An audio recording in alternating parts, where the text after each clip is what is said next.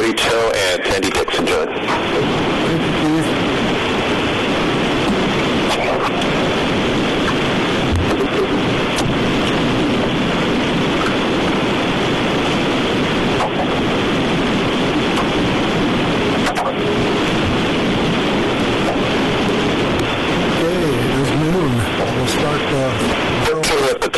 Now you've got 11 on the participant line so far. Did you want to wait or should I give them standby notice? I'm sorry, Keith. Why don't we just go ahead and start the meeting? I forgot we were doing a countdown. Okay, no problem. So I'll just count you down from 5, 4, 3. The two of them will be silent, and you'll be live in the room. Just call me when you need the open lines. Have a good call. And here we go. We're going live in 5, 4, 3. Okay, I believe we're live on the air, being recorded, and this is the Borough Assembly meeting on November 2nd, 2020 at 12 noon. Time for the clerk to call the roll, please. Call the meeting to order. Jay? Here. Bob? Here. Mark? Here. Dave? Here. Taylor? Here. Chelsea? Here. Jeff? Here. Okay, we have a full assembly today with 4 assembly members and the clerk in the assembly chambers. We have member Norheim, member Mucci, member Lynn, and myself in attendance. So in the council assembly chamber. So now it's time for the voluntary pledge of allegiance.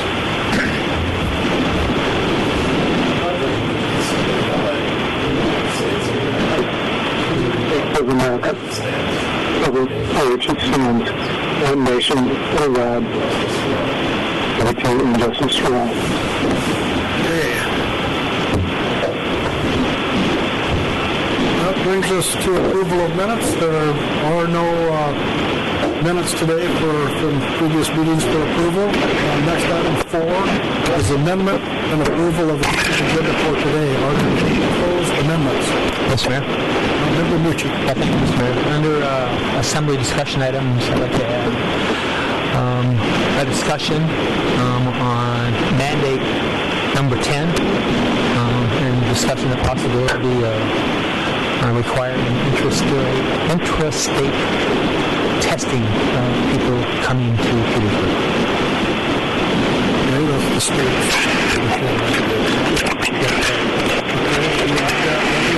The next line space there under discussions.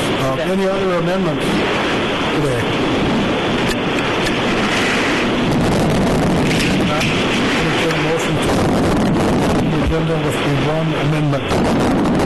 So, second. Those in favor say aye. Aye. Move forward with the one amendment added. 5, public hearings. There are none listed today. Item 6, billboards. There are, and this is related to items on today's agenda. This and the next spot on the agenda, there will be a testimony and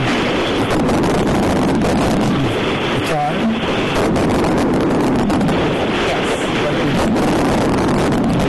Bell 30.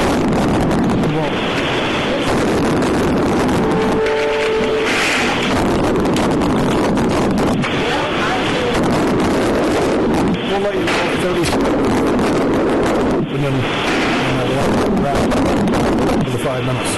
So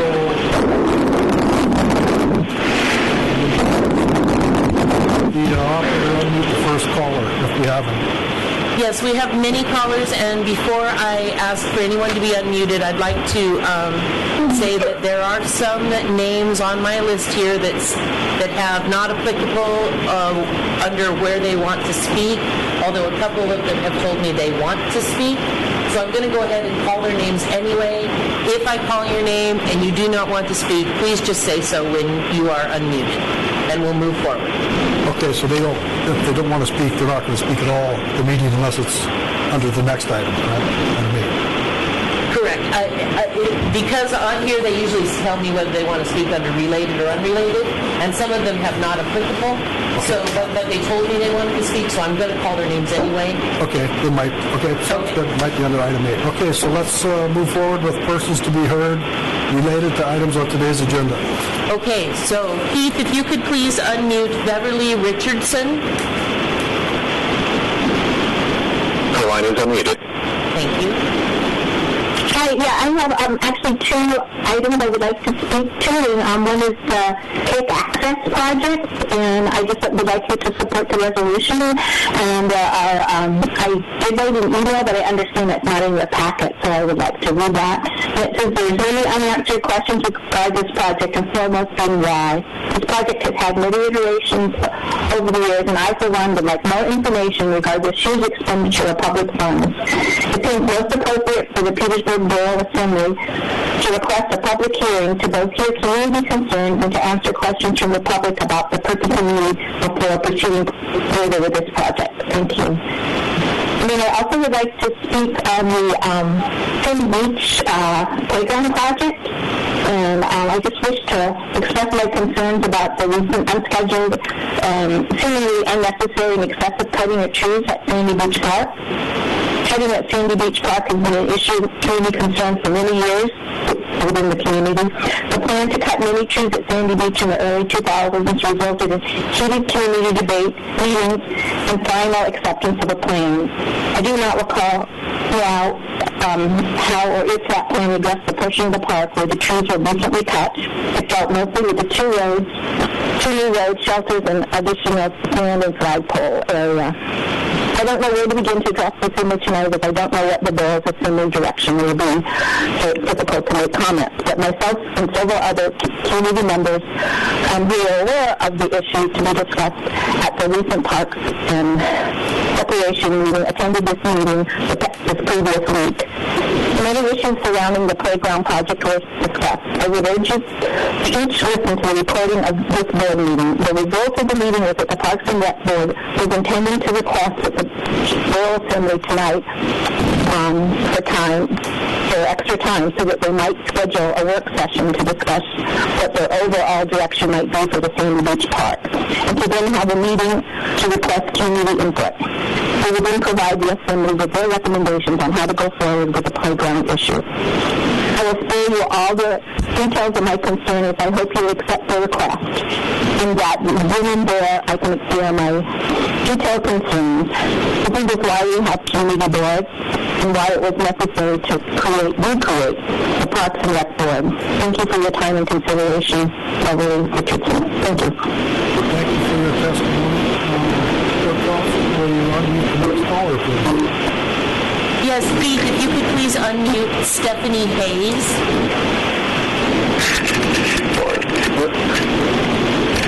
Her line is unmuted. Ms. Hayes, you have... Hi, this is Stephanie with the Parks and Rec Advisory Board. And I have a statement to read on behalf of the Parks and Rec Advisory Board. Matt Fellers. The Park and Rec Advisory Board, we will be looking at the Sandy Beach Park as a whole, but right now we are focusing on the Sandy Beach Playground. We support a playground at Sandy Beach Park. We don't need to stop the playground project. Rather, we understand radio club's enthusiasm and need to continue especially regarding grants, construction equipment, and etc. We simply want to have the opportunity to discuss the details with them before construction continues. The Advisory Board have unanimously passed the motion to discuss details, to understand the details, and to follow due process with the public. We want to accomplish this simply to come together with the radio club with clear communication, have details, questions, and concerns answered as soon as possible.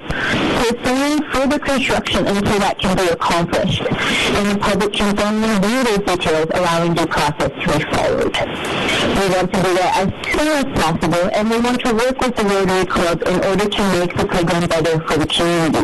Please consider our motion and the need for further details and communication as soon as possible before continuing construction.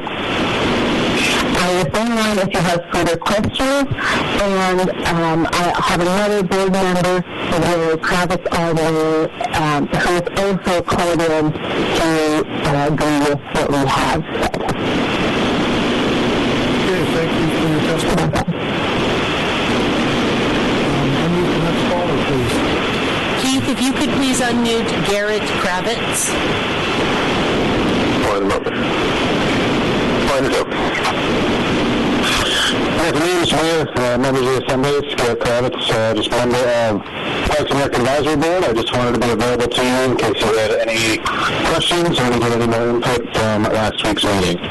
Thank you. Okay, thank you for your testimony. Please unmute the next caller, Clerk Thompson. Yes, Keith, if you could please unmute Mike Stainbrook. One moment. His line is open.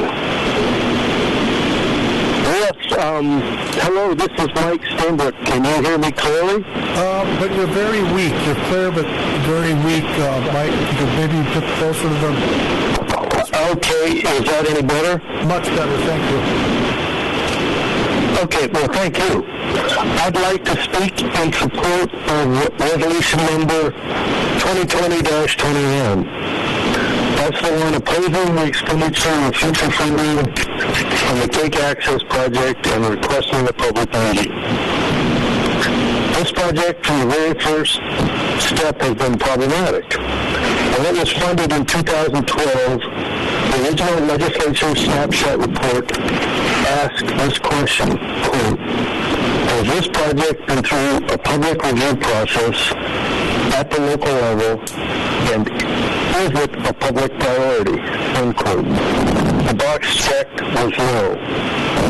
The original project timeline was fiscal years 2013 to 2016. We are now in 2020. The project has changed, the economic climate has changed. What hasn't changed is a lack of support for this project. The lack of support in Cake, Petersburg, and Kupana is well documented. For these reasons, I would ask you to support Resolution 2020-21. Thank you very much. Thank you, Mr. Stainbrook. Will the clerk please unmute the next caller? Yes, Keith, if you could please unmute Selena Burt. One moment. Line is open. Please unmute here. Hi, this is Dr. Selena Burt. I was wanting to see in the section unrelated to agenda. Okay, you will be called upon in the next section of the meeting, and thank you. Thanks. Okay. Keith, if you could please unmute Becky Knight. Just one moment.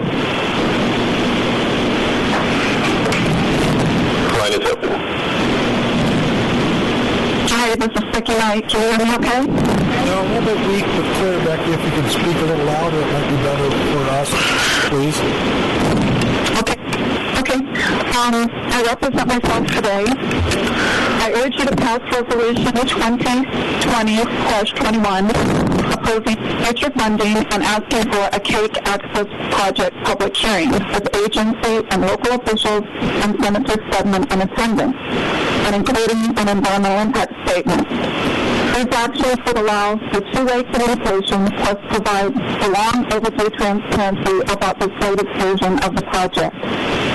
The Cake Access Project makes no sense.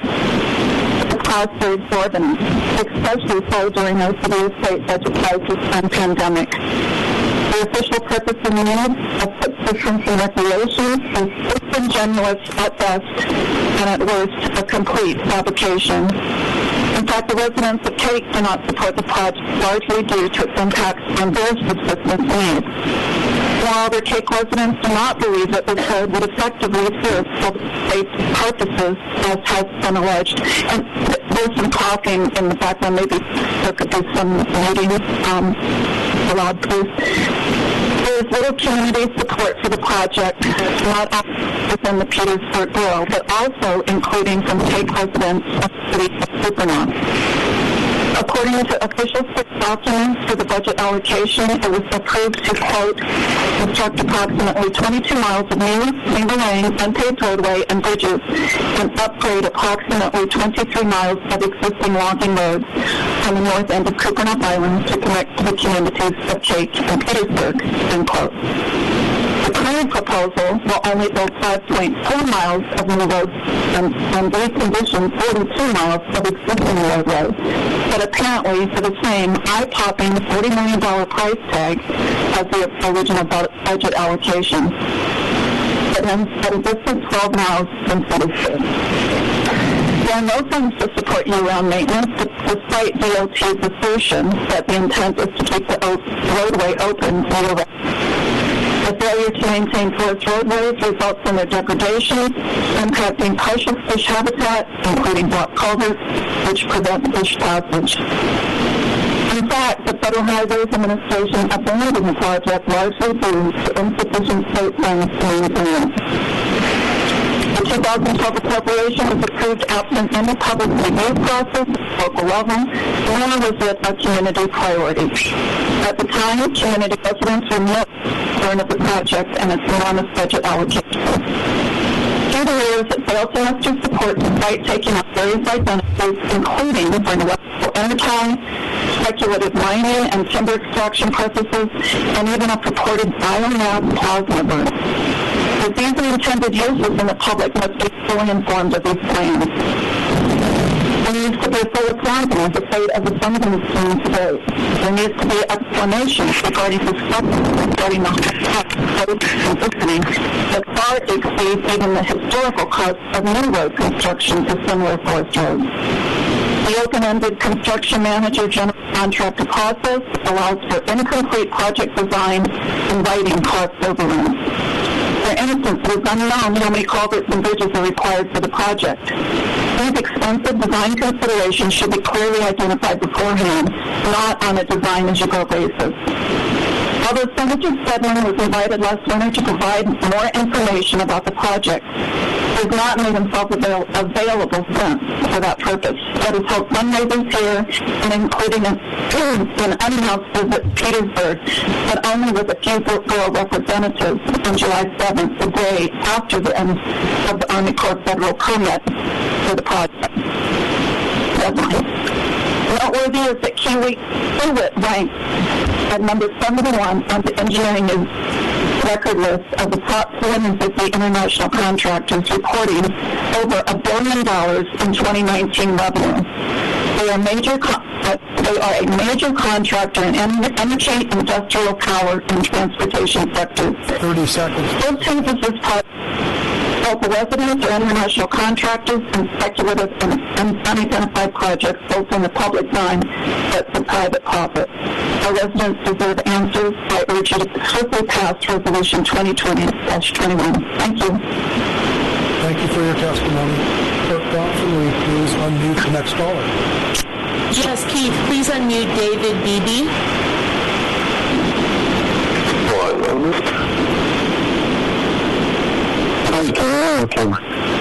Yes, no, you're coming in clear. Thank you. Good afternoon, my name is David Burney. I testify in support of draft resolution 2020-21 on behalf of myself and perhaps many residents of Cape Cooperage and Petersburg Borough likely share the following concerns. These concerns, however, are best conveyed directly to Senator Stedman, but his choosing so far to make himself available to the general public. One of this can understand and allow the Senator not be unavailable. As co-chair of the Senate Finance Committee, which holds the purse strings of government, Senator Stedman has a professional background in public financial management and a senatorial history in the state legislature. This makes him a very powerful elected official, who is understandably unaware of whether it is role in the current state fiscal failure. After all, one of the first rules of private financial management is to never put all your eggs in one basket. And that is precisely what the Senator has advocated in regards to public financial management. 1% of state revenues are coming from a single source, oil extraction. Absent a diversified, sustainable revenue stream, which includes a state income tax, as the vast majority of other states employ, Alaska is cheating the edge of failed state status. So, problem causality established, and I'd like to return to the effects of the problem for which this resolution attempts to rectify. The effects of the problem include an absence of government transparency, an absence of public process, and a clear overreach of power by the powerful co-chair, Senator Bert Stedman. After all, we are his constituency. And the people are asking to be involved, to be informed, and to have a say in the expenditure of $4 million of public money during a fiscal crisis in the middle of the pandemic. Instead, that public money is awarded and open-ended as long as you see fit, a big contract with extremely little oversight. It's going to a multinational corporation home-based in Omaha, Nebraska. Literally hundreds of people are on the public record in opposition to this process. They reside in the 3 directly impacted communities and have already suffered waves of draconian budget cuts. It is reasonable to ask, what is really important here? The subsistence and recreation rates are there, the adequate funding of public radio, public health, public safety, public education, and public transportation. I urge the Assembly for their yes vote to stand with the people, to stand for transparency in government, and to stand in defense of public process rather than allegiance to the co-chair of the Senate Finance Committee, which holds the purse strings of government. Thank you for this opportunity to speak. Thank you for your testimony, Mr. Beatty. Will the clerk please unmute the next caller? Yes, Keith, if you could please unmute Matt Hobson. One moment. His line's unmuted. Hey, good afternoon. I'm actually presenting with Chris Cotta and Elizabeth Singh. I mentioned that. So sorry, Matt. Okay, sorry. The same phone number, Clerk Thompson, or you just stay on? You'll just stay on the line. Yeah. All right. Thank you, Matt. We'll be talking to you later. Keith, if you could please unmute Glow Wallen. One moment. Not up. Line is unmuted. Hello, Mayor Johnson and Assembly. Thanks for taking the call today. My name is Glow Wallen, and I'm calling in to go on record asking the Assembly to approve the restoration project at Sandy Beach today. Tomorrow, if you plan on voting in person, please take a moment as you enter the hallway up at the Trinity Gym. On the left-hand side, there's a black and white picture taken in the 1920s of a boardwalk built across the Muskeg as an overland to Sandy Beach long before the area access roads were built. This picture is a reminder of the group of volunteers that got together to purchase this boardwalk that was wide enough to allow mothers pushing baby carriages to freely access Sandy Beach. That boardwalk went through the backyard of my childhood home, and growing up, my mom and friends would take us kids once a year on that hike, following that broken-down boardwalk, just to remember the history of the area and how the group of locals came together to build something wonderful. Also, as a kid, I grew up hearing stories of the beautiful sand knolls that would heat up in the summer sun and allow locals to swim and recreate. But after the roads were put in, the sand was slowly harvested for foundation work around town. In 1969, Bert and Helen Anderson, who lived in a home overlooking the park, made a call to local officials insisting that the city and state quit using the sand for building material and establish a formal park. In the 90s, Jim Strundle and I watched the U.S. Army Corps of Engineers dredge Petersburg Narrows and noticed large amount of sand that were getting dug up from the mouth of Petersburg Creek, and approached the Corps about possibly dumping it at Sandy Beach. We couldn't talk them into it, but later on we were successful in forming a partnership with the U.S. Forest Service, the Rotary, and City, and qualifying for a RAP Community Grant. We called that project Sun and Sand at Sandy Beach. The park layout you see today was largely funded by that grant. The cul-de-sacs were put in, and most notably, 3,000 cubic yards of sand from Point Anglesey were brought in, and sand along the beach was reestablished. I bring up this history because there has always been a collaboration of community folks to build and maintain that area. I applaud the Assembly for establishing the Parks and Rec Board, but also encourage you to realize that projects have been going on well before this board came together. 2 years ago, Rotary followed the public process by working with the Parks and Rec Director and began the process. That's how I got involved. So I listened to the Parks and Rec Board meeting last week and was sad to hear the level of interest that individual board members spoke to. I was hoping that the new board would be excited to bring themselves up to speed and climb on board and at least want to understand the history. It is worth noting that this was only the second meeting and first for some members of the newly instated Parks and Rec Board. Some members I don't even think were living here when this project started, and sadly the comments from some seemed to lack the spirit of collaboration. So I was thrilled to hear Ms. Hayes speak today in the positive, because I was shocked to feel an element of scolding for the volunteers such as the Rotary Club and people like me who have for years, if not decades, shepherded the maintenance of areas like Sandy Beach. So I want to encourage the Assembly to continue to lean on these public-private partnerships between groups like Rotary to handle fundraising and purchasing playground equipment. That's how this all started. Candor notified the club that the Rotary playground equipment at the park was out of compliance, so it had to be removed, and the Parks and Rec did not have the funding to replace it. So if Rotary wanted to maintain a playground, it would have to be a Rotary-funded project. The Rotary Club has a wonderful common sense staged approach to the project development and plans to continue to follow the public process now that includes the new Parks and Rec Board and hopefully soon a new director. I want to assure you that the public-private partnership is alive and well. $60,582 has been raised for this project. Also, I'm wondering what kind of budget that the Assembly is giving the Parks and Rec to address the issues they think need to be studied and possibly engineered if it comes to that. Thanks for your time. Thanks for your testimony today. Please unmute the next speaker. Yes, Keith, please unmute Desi Burrell. One moment. Line is open. All right. Can you hear me okay? Yes, you're coming in loud and clear. All right. Well, thank you, Mr. Mayor and Assembly. I guess, first of all, I want to introduce myself as a fourth-generation Petersburg girl and so proud to be part of the Parks and Rec Advisory Board along with Rotary, and I am calling in on the Sandy Beach Playground project.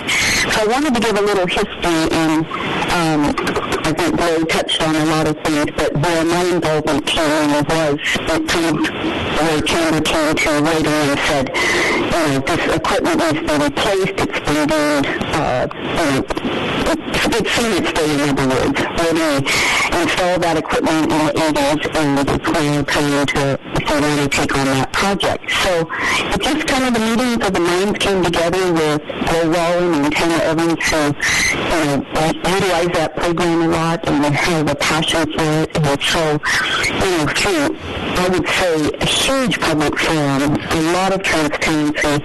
We reached out in the community in so many ways with having places downtown where people could come and talk to us and tell us what they'd like to see, to plans being up on a business there for almost a year, so people could come to appearing at many of the fundraising type events in Petersburg, to the Oktoberfest, where we're listening to input and excitement of people for this program. And the thing that was a mistake on my part is after those years of fundraising and realizing we didn't have enough money to do the whole project all at once, that had already been approved a couple years ago through our Parks and Rec, and felt like we could just move forward when we got the funds. But we decided to do it in phases. And the reason we chose phases is we could start this project, get the land ready, so come spring that we could now put in some playground equipment, if it was all of it, if we had the funds, or if it was part of it, but to get something going. And when I appeared at my first Parks and Rec meeting that we had a week or so ago, I had been up all night on the ferry, I was driving off the ferry, appearing on the meeting, and I felt really sad about the comments and the pain that I felt were really falling into my lap for a lack of communication. First of all, I completely forgot that the Parks and Rec Advisory Board would be some people that would contact the city manager. We were notified by the contractor who had reached out to us almost 2 years ago that said, I will do this work in kind except for the products that we would bring in the rock, the things that we would need to get the land ready. And so when they were finally in town and able to work, we had like a 12-hour notice. So, I take a lot of that responsibility for not reaching out to the right people. But I really feel like my vote that day to postpone this was really somewhat direct. Not that I would change how the Parks and Rec Advisory Board feels right now, because they really want more public input, which I think they have already done through a lot of transparency over the last couple of years. But I certainly wouldn't be voting for a comprehensive plan because I know the cost that might go with that. But my passion is really about getting this project going. We're coming up on winter. We have a contractor that finally is able to do the work because since then they're going to be gone. And I just want to make sure that that we can get this project underway as quickly as possible. I want to read a letter to one of our partners, the Petersburg Indian Association, because there's so much thought into how we're going to keep the integrity of this park and make it cultural to what it used to be a family camp. And Tracy Welch, who is the president there, had written a letter of support for this project, and I don't think it would make it into the packets because it was just written. So I want to make sure I get this on the record. So it says, to whom it may concern, on behalf of Petersburg Indian Association, I write today to urge the Borough Assembly to support the renovation efforts of the Sandy Beach Playground. Petersburg is a community made up of outdoor enthusiasts, and historically, the Sandy Beach Playground has been family-friendly location. Unfortunately, with limited borough funding available for upkeep and maintenance, many of the parks around Petersburg have fallen into disrepair. To address the state of disrepair at Sandy Beach Playground, local organizations and citizens have come together to plan and fundraise for a renovation of the site. The redesign of the Sandy Beach Playground has been in the works for a few years. Rotary and other interested organizations and individuals in Petersburg have spent time designing, consulting with inspectors, fundraising, and coordinating volunteers for this project. The process has been transparent, and there has been ample time for community input on the project. The revitalization effort of Sandy Beach Playground has been in the news on multiple occasions, providing ample notice regarding the particulars of the project. We at PIA are excited to see the new playground at Sandy Beach come to life. Organizers have done a great job of reaching out to other community stakeholders for input and the opportunity to participate in the process and to provide feedback. Family-friendly recreation sites such as Sandy Beach Playground are important for our community and the health and wellness of our local youth. For these reasons, we ask that the Borough support the revitalization efforts of the playground and allow the project to go forward as scheduled. Sincerely, Tracy Welch, Tribal Administrator, Petersburg Indian Association. So in addition to that, I just want to say... You have exceeded your time. I was going to tell you that 4.5 minutes, but you were in the middle of reading the letter. Sorry. Oh, thank you. All right. Thank you. Clerk, please unmute the next caller. Yes, Keith, please unmute Chris Noros. 1 moment. Line is open. Thank you. Can you hear me? Yes, we can. Thanks, Mr. Mayor and Borough Assembly members. I appreciate the opportunity to speak with you today. My name's Chris Lewis. My comments are addressing Agenda Item 15G, the Sandy Beach Park rehabilitation. I support the unanimous action by the Park and Rec Board at their October 29th meeting to postpone approval of the project as is until a work session, public outreach, and public meetings can be conducted with a detailed to scale playground plan and a comprehensive plan can be examined and commented upon. I want to thank the Borough Manager, Steve Giesbeck, for putting a halt to the work that was conducted a couple of weeks ago. Unfortunately, the crew had been working about 5 hours and had already cut down 10 trees and another 10 trees up to a height of 30 feet or more. The majority of these trees did not border the proposed playground renovation. The trees actually bordered Sandy Beach Road, thereby removing the sight, sound, and wind protection they provide to the park. The work was done without permits or permission. The playground equipment that was removed lies haphazardly along the turnaround area, and the contractor's equipment remains on site. I participated in the Park and Rec Board meeting last week, and the board recommended these items be removed, but I don't believe that appears in the Borough Manager's report to the Assembly. Action by a private group of citizens doing what they may think is best for a public park is not the way good governance works. We all need to play by the same set of rules. If a private homeowner wants to make changes to the interior of their house, they're required to obtain permits from the borough to ensure that the work that they do is in alignment with the borough codes. The same is true for alterations to public land. In this case, the borough manager stopped the work because permits and authorizations were not obtained. Unfortunately, we can't undo what has already been cut, removed, and disturbed. I served on the Park and Rec Board back in the 80s at a time when Sandy Beach Park was much smaller and was involved in making the tough decisions to do some land trades that affected friends of mine adversely and make that park bigger for the good of the public. Those were hard decisions to make, and I have been watching and participating in what's been happening at Sandy Beach Park ever since then. I've also served on the City Council 20 years ago, and I felt my most important job was upholding the rules that govern the local municipality and ensuring the public has an opportunity to engage through the public process. While I was aware Rotary was interested in putting in new playground equipment in, there had been no plan presented to the public that is to scale.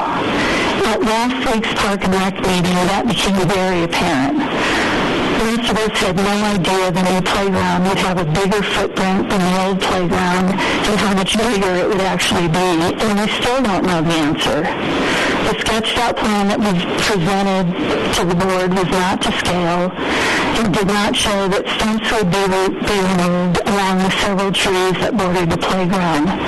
And it certainly did not indicate that trees along Sandy Beach Road would be cut and limbed, or how many trees would be impacted and what the result would be.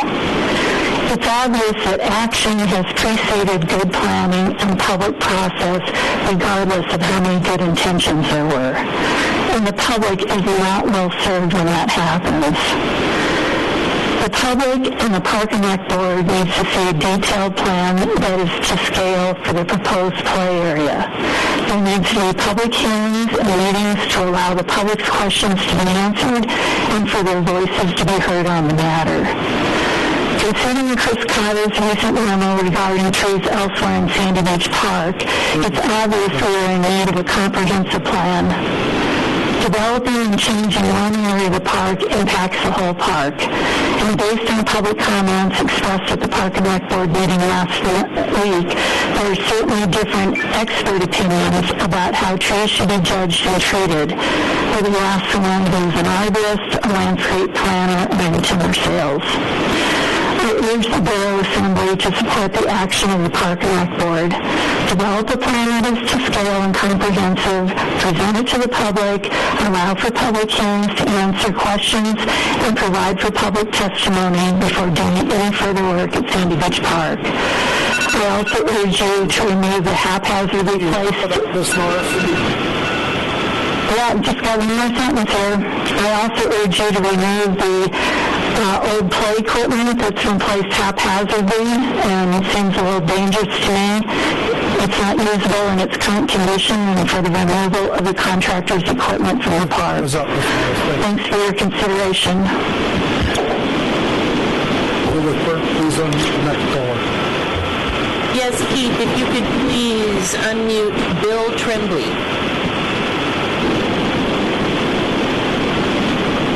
One moment. The line is open. Hi, this is Bill Tremblay. I'm representing myself in this discussion today. I'm speaking regarding 15C, the resolution 2821 regarding the Cake Access project.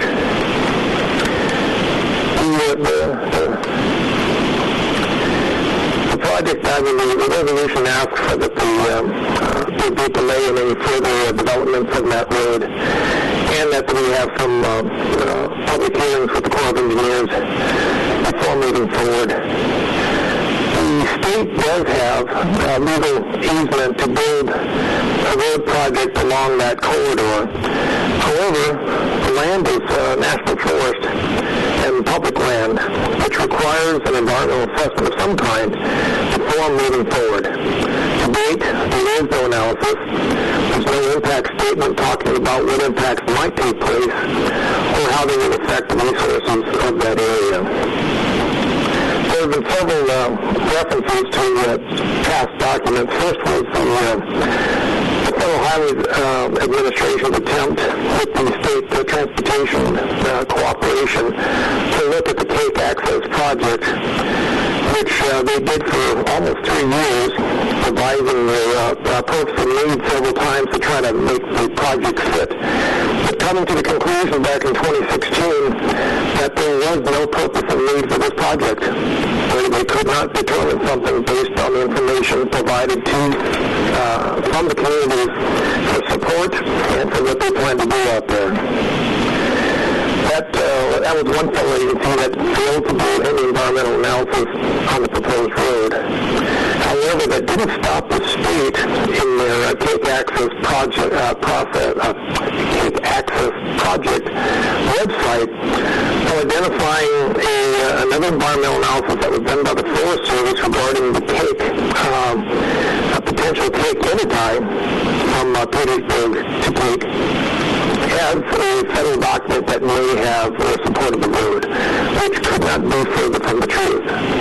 In fact, in the first statement regarding the overview of that document, it states clearly that no new roads were proposed for the Cake Inadai, which means there was no analysis for any type of road construction for road out there. So again, another federal document that shows no analysis of any type of road to be built.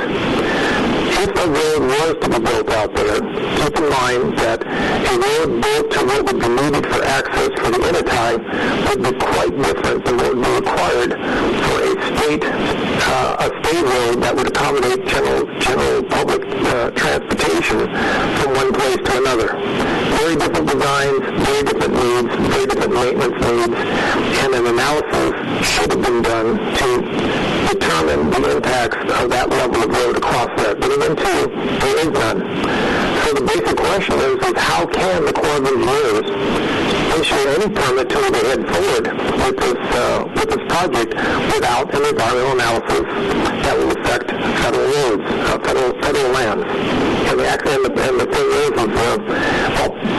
comments were requested back in the summertime. Frankly, I don't think, and maybe somebody can clarify, I don't think there was anything in our local papers talking about an open comment period regarding this road, which there should have been. But I doubt that the Corps of Engineers is doing a complete environmental analysis with the public process in place for us to consider the impacts at this point, which means we basically have nothing to go on for issuing a permit. So if somebody at one point can clarify whether or not they actually had a formal call that was posted in the paper, that would be good. When I look into the resolution, one of the things that I would like to make a comment on is the first whereas on the second page speaks about Forest Service historically failed in its obligation, public trust to adequately maintain roads. I would suggest that be stricken from the resolution. That really speaks to nothing. I mean, the Forest Service roads are the Forest Service roads to maintain, and it becomes a public road by the state is fully within their powers to maintain for the long term. Is my time up? 15 seconds. Okay, I thought I heard some comments there, so. Anyway, that's basically it. I don't know how this can move forward as a road project if you don't have an environmental assessment of any kind or impact statement of any kind assessing what the impacts are to the resources that belong to the federal government, even if it is a state project, even on federal land, and needs an environmental assessment or environmental impact statement. Thank you. Thank you for your testimony. Clerk, unmute the next caller, please. Yes, Keith, please. I'm not sure if this caller wants to speak, but we're going to see just in case. Please unmute Sunny Rice. Your line is open. Hello, Sonny. I do wish to speak. Thanks so much. Can you folks hear me? Yes, is this where you wanted to speak? It is, yeah. Mm-hmm. I'm here representing the Petersburg Plastics Group, and thanks for the opportunity to address you and the community. Our group started 3 years ago in response to concerns about the impacts of marine plastics, and with the goal of reducing the amount of single-use plastics our community generates.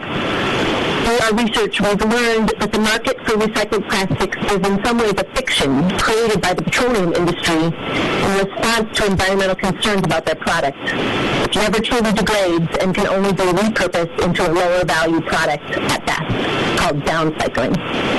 As our community begins to address our garbage problem, we need to first and foremost decrease our consumption of plastics. When shopping, we ask Petersburg residents to consider not only about the value of the product itself, but also the package it comes in and how it will be disposed of. Can you purchase a larger volume at one time to minimize packaging? Is there another product in more sustainable packaging that you can substitute? Is it possible to bring your own bag or container? It's the agenda topic. While reducing the amount of plastic we consume could make a significant impact on not only in the environment, but also the volume of waste our community needs to dispose of, the challenge of reducing the impact of what we throw away goes beyond that step. We need to recycle the plastics that we must consume as best we can, and to help cover those costs until the market improves, we need to reduce overall waste disposal costs by reducing the total weight of our trash.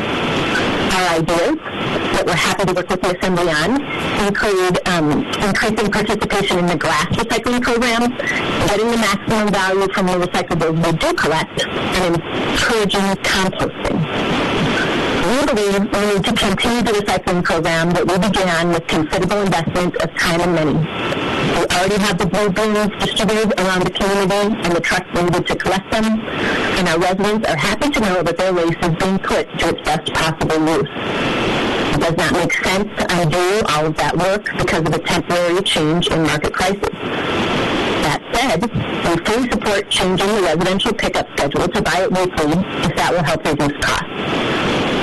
All of this must be combined with outreach and education, efforts this group will be happy to continue to collaborate on.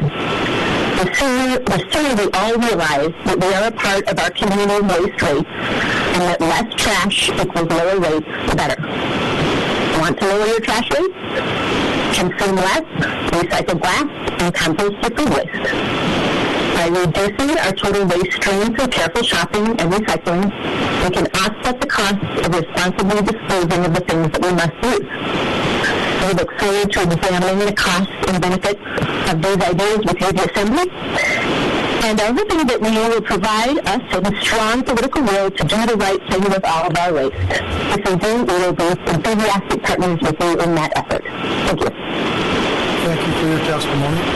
Will the clerk please unmute the next call? Keith, if you'll please unmute Melina Marvin. One moment. The line's open. Hi, this is Melina. Can you hear me okay? Sure can.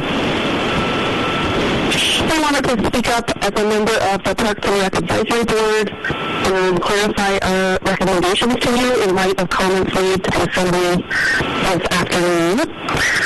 Thanks so much for hearing so many perspectives on this issue that's so close to the hearts of so many of us who love Sandy Beach Park. Chair Brian Richards of the Parks and Rec Advisory Committee asked us to listen to all public comments before discussing the proposal, and we did it. I think that might have taken 30 or 45 minutes. I don't have the exact number, but I think we probably heard from 7 or 8 people who spoke at length and took time from their day to read in. And of those people, I think all but one just asked us to slow the project down enough to have a good public process. And then we had a go-around of the board. Everyone felt really positive about making sure that anybody who hadn't been included in previous conversations would have a chance to look at a final site plan for the project before construction proceeded. And that seemed to just make a lot of good sense. There was a lot of camaraderie on the board, a lot of laughter. A few people remarked that they were really glad to live in a community that could have such great conversations as part of city government. And so I just wanted to kind of reflect that camaraderie and good spirit and goodwill. I didn't hear anybody oppose the playground or the play area revamp. Just some surprise that the footprint had been considerably enlarged in a way that people just didn't know about beforehand, and just wanted to have some input on. And so, to clarify our motion and recommendation to you, we were just saying, hey, we support this project, and we would be happy to volunteer and take on designing and holding a process for taking in public comment. And we had planned to do another work session within the next month to design that process and get it going so that we could have the very best ideas and input from across the community added on to the considerable amount of awesome work already done by Rotarians and others. And I think we ended that meeting on a note of just feeling excited about what new creative minds could bring to the process, and that we would really have the best product when everyone had a chance to kind of see what was going on. And the most important part of that, of course, is having the drawing to scale so that the public community sees not only what play structures have been picked out, which has been posted for a while, but how those play structures will interact with the land and how we are reshaping that end of the park to accommodate a larger series of structures or maybe a few different play areas. And so I just wanted to say that I thought it overall was a very positive experience, and I know the chair remarked that he was just happy to live in Petersburg and where everyone felt so comfortable calling in and having a good conversation about moving forward as a community.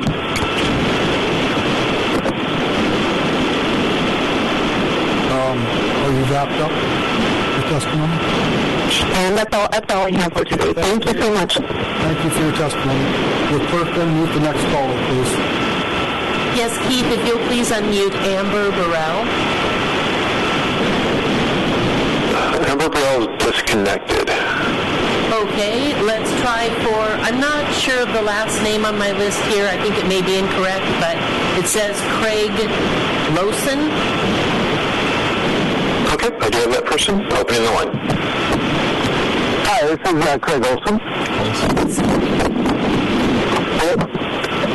And I just would like to support the resolution on the Cake Access Road, and as in within the Kupianoff voice our opposition to the Cake Road. Thank you. Thank you for your testimony. Clerk Thompson, I have a question of Keith, I believe is our operator. Did Mrs. Burrell leave a callback number? And if so, can you try to reach her at some point? If not, will you please unmute? Hey, one moment, let me see here. I did not leave a callback. When we do have like a caller ID, I can try the number here. I'll be back shortly. Okay, Did you want any line open in the meantime? we unmute the next caller and then see if we can get a hold of Mrs. Brow and see if we can. Certainly. We're going to The next person? but Amber will be talking about me later. That's okay. Okay, so yeah, if you get a hold of Mrs. Brow, just let us know. And I think that is all of the people that were on the list under persons to be heard with items related to today's agenda. Is that correct, Clerk Thompson? I believe so. Okay, then that brings us to item 8 on the agenda, persons to be heard unrelated to items on today's agenda. Will you please unmute the next caller if there are any under that category? Yes, and Keith may not be there to unmute somebody, but... I'm here. Okay, thank you, Keith. So, yeah, we want to remind people we have a 5-minute limit, and I will let you know when you have 30 seconds left. Need to interrupt you, but have to do something. Thank you, Keith. If you could please unmute Selena Burt. One moment. The line is open. Hi, this is Selena Bird. I'm one of the physicians at Petersburg Medical Center, and I just want to encourage all residents of Petersburg to wear a mask in public to help slow the spread of COVID-19. COVID-19 is not a political issue. It's a public health crisis. And wearing a mask in public is not a sign of weakness or of fear. It actually shows that the wearer understands that he is a part of the community and that he values other people within the community. So I want to ask everyone in Petersburg to please show your respect and honor your fellow community members by wearing a mask when you go out in public. Thank you. Thank you for your testimony. Will the clerk please unmute the next caller? Keith, if you could please unmute Jennifer Heyer. One moment. And we did have Amber Burrell rejoin also. And I'm opening Jennifer's line now. We will Please go ahead. listen to her next after Jennifer. Good afternoon. Can you hear me okay? Yes, very clear. All right, this is Dr. Jennifer Heyer, Chief of Staff of Petersburg Medical Center. I'd like to take a moment to talk from my heart about evidence-based compassion. A great many leaders have stated that a society can be judged on the basis of which it treats its most vulnerable members. In Petersburg, these are elders, young children, chronically ill, and handicapped people. I'm concerned we may be failing these vulnerable members of our community. During a pandemic, we are often called on to put the needs of others before our own. I've talked to my elderly and chronically ill patients who are severely anxious and afraid of contracting COVID. I know they would not survive the illness. They pose the question to me, why can't everyone just wear a mask in public? Why doesn't my community want to protect me? I talked to frustrated teenagers who say, we are playing by the rules wearing masks, but why can't the adults do this to protect our rights to protection? I'm very encouraged by the recent wearing a mask by the staff at Hammers. Thank you very much for doing this. I've lived here for 10 years now, and I'm proud to be a part of this community with my family. However, I have real concerns as we see the increase in COVID in our community and state that we are failing our vulnerable members. I ask each of you to reflect on the challenging questions. Are your individual rights not to wear a mask in public more important than the actual lives of our elderly and chronically ill, or more important than the rights of our children to go to school? Is Petersburg failing our vulnerable members of society? Thank you for listening. Thank you for your testimony today. Will the clerk please unmute the next caller? Or Amber Burrell, please. One moment. The line is open. Good afternoon. All this hoopla, and I don't even have a speech prepared. I am calling about the Sandy Beach playground. I appreciate the time taken by the Parks and Rec Board to go over things and decide that we needed to take more time on this issue. However, it's been years that the Rotary has been raising money for this project. We have no pool. We have nowhere for our kids to play right now. what could only be a few more months to you is another year for our kids, possibly.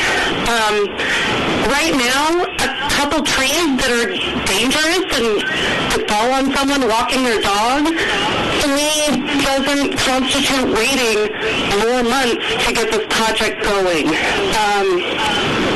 Also, we're close enough that as the contractor putting rock down, all we need to do is limb a couple more trees. I think we identified 3 trees that need to be taken down, and then we can place rock and get that rock settling while we get the playground equipment coming. I just really feel that waiting is doing a huge disservice to our children right now, and they don't really have much to do. You want them to play outside, you want them to be outside, we need to give them a safe place to do this. Also, on the second note, the cake access road. It's just really disheartening to see how against growth Petersburg has become. This is a great avenue for recreation. This is a great way to promote jobs in our community. We had a really, really poor fishing year. I think there's a lot of guys that would love to be making $60+ an hour working. The stores, the local businesses that will all profit from this job. Those are all things that we need to take into consideration. Anyway, I think that's all. Thank you for your time. Thank you for your testimony, Mrs. Brown. Will we go back to people wanting to speak unrelated to items on today's agenda? Please unmute the next caller. Keith, if you could please unmute Jennifer Reiner. The line is open. Good afternoon, can you hear me okay? Yes, you sure can. Thank you. My name is Jennifer Reiner, and I'm representing myself. I have been a little bit struggling with submission claim, and I'm asking somebody to consider reinstating my numbers. As we have seen, COVID-19 numbers rise dramatically across the state and in our region. I'm sorry that we were able to wait, but I'm hopeful that wait is better than ever. I work as a nurse in a hospital, and our appropriate frequently to get tested regularly and try to follow the recommendations from the CDC in the state of Alaska. I wear a mask in public because I know I can still become an asymptomatic carrier of COVID-19, and I don't want to pass it along to those I come into contact with in the community, working, living, and help care for, including my elderly grandparents and granddaughter.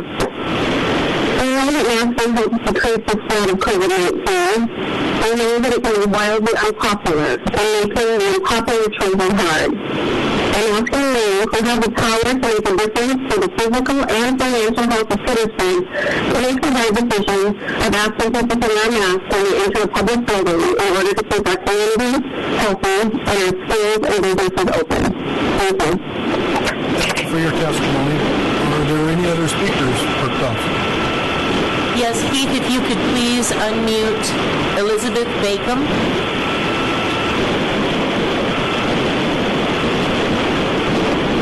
Hello? Your line is open. Thank you. My name is Elizabeth Bacon. Thank you, Mayor Jensen and Assembly members, for allowing me to speak.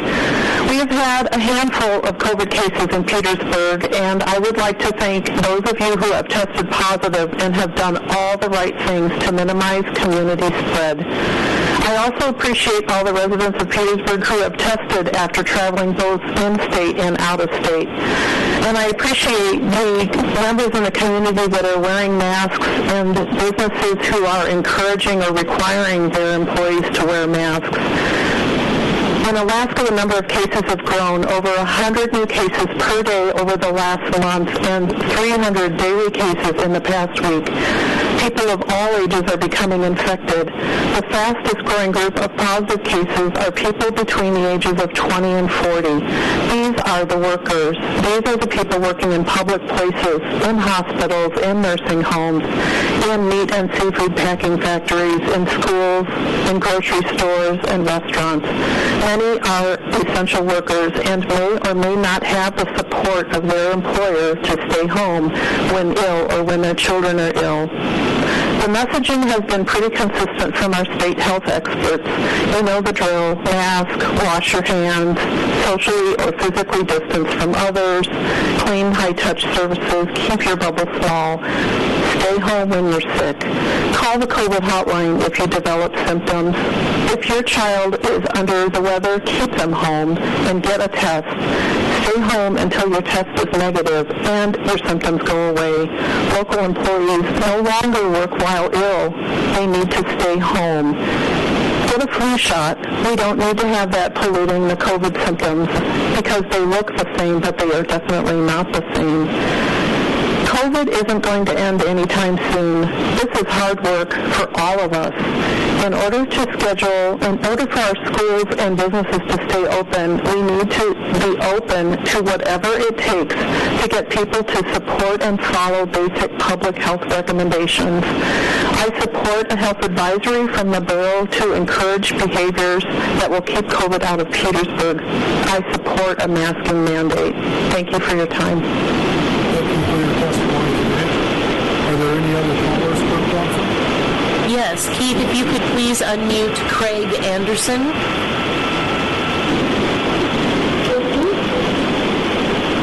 The line is open. Can you hear me? Yes, we're coming in for... Yes. My name is Craig Anderson. I'm representing myself, my two sons, my wife, as well as some other parents that were part of the WFMJ trip to Juneau. I've been very dismayed by the amount of wrong information that has been displayed in the Borough's emergency mandates, updates, as well as statements that have been made by school staff and others. The children that attended this sanctioned shooting event in Juneau and the parents and the coaches that attended this were required to follow very extensive mandates on behavior, very extensive mandates on clothing, masking, and sanitation. We chose to travel in groups. We chose not to have those groups stay together. We purposely chose to maintain the best hygiene we could possibly maintain. Somehow information was leaked out that was incorrect and was used to, for lack of a better phrase, promote an agenda, let's put it that way, at the cost of the well-being of several children and several parents. There's been several people that have been very supportive of the kids in this community, and there's also been quite a few people on the other end of the spectrum who have been not even online bullying is a real thing, and I've heard it from several different folks. I encourage those people that have such negative things to say to seek me out and talk to me in public or in private about their concerns, but please leave the children out of it. They didn't do anything wrong. These kids have not had any activities since March. This is the first happy weekend they've had since March, and that happy weekend was turned into a strong negative because of a few loose lips that did not have the actual facts.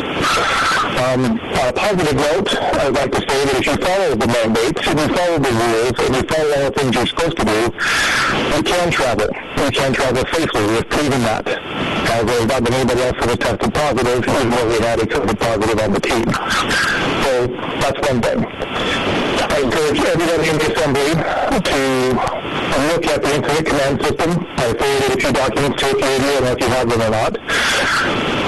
What has come out of this, what I've learned out of this process is the incident command system. There are 2 or 3 different hierarchies of committees or teams that are working on these issues. There seems to be a level of redundancy. There seems to be some level of miscommunication that's happening there, and somehow private information is able to be accessed by people who shouldn't have it. That caused some rather large negative things to happen, including closing down the school before anybody really knew what was going on. I'm not disagreeing that that was the right thing to do, but through this process I have found out that unless you are a close contact, there's no way for you to get a fast COVID test. What I would like to see as a parent is the fast COVID tests were supplied and purchased potentially for events just like this. So every child and every parent in 5th grade should be tested quickly and cleared quickly so you can actually get a handle on what the issues are, if there are any. Instead, I found out that I was not eligible to even get a quick test because I was not a close contact despite what was said. That's problematic for me when we start talking about automatic mask mandates, given the facts of this particular situation are not correct. But here we are talking about mandatory masking. I'm not in support of that without testing. The school board is now going to be meeting, and I've seen the Borough as well, about a mandatory mask mandate or some sort of directive based off of this last event that was not portrayed correctly. I, as a parent, would like to see increased testing of kids in school so we can get back to a normal life and normal activities. Before anybody says anything, my extended family, my sister and my brother-in-law have both recently tested positive for COVID-19 after attending a soccer match we were the coach of in the state of Idaho. It is not a stigma of anything good or anything bad down there. We're testing all athletes and all school children who want to participate in activities. I encourage that.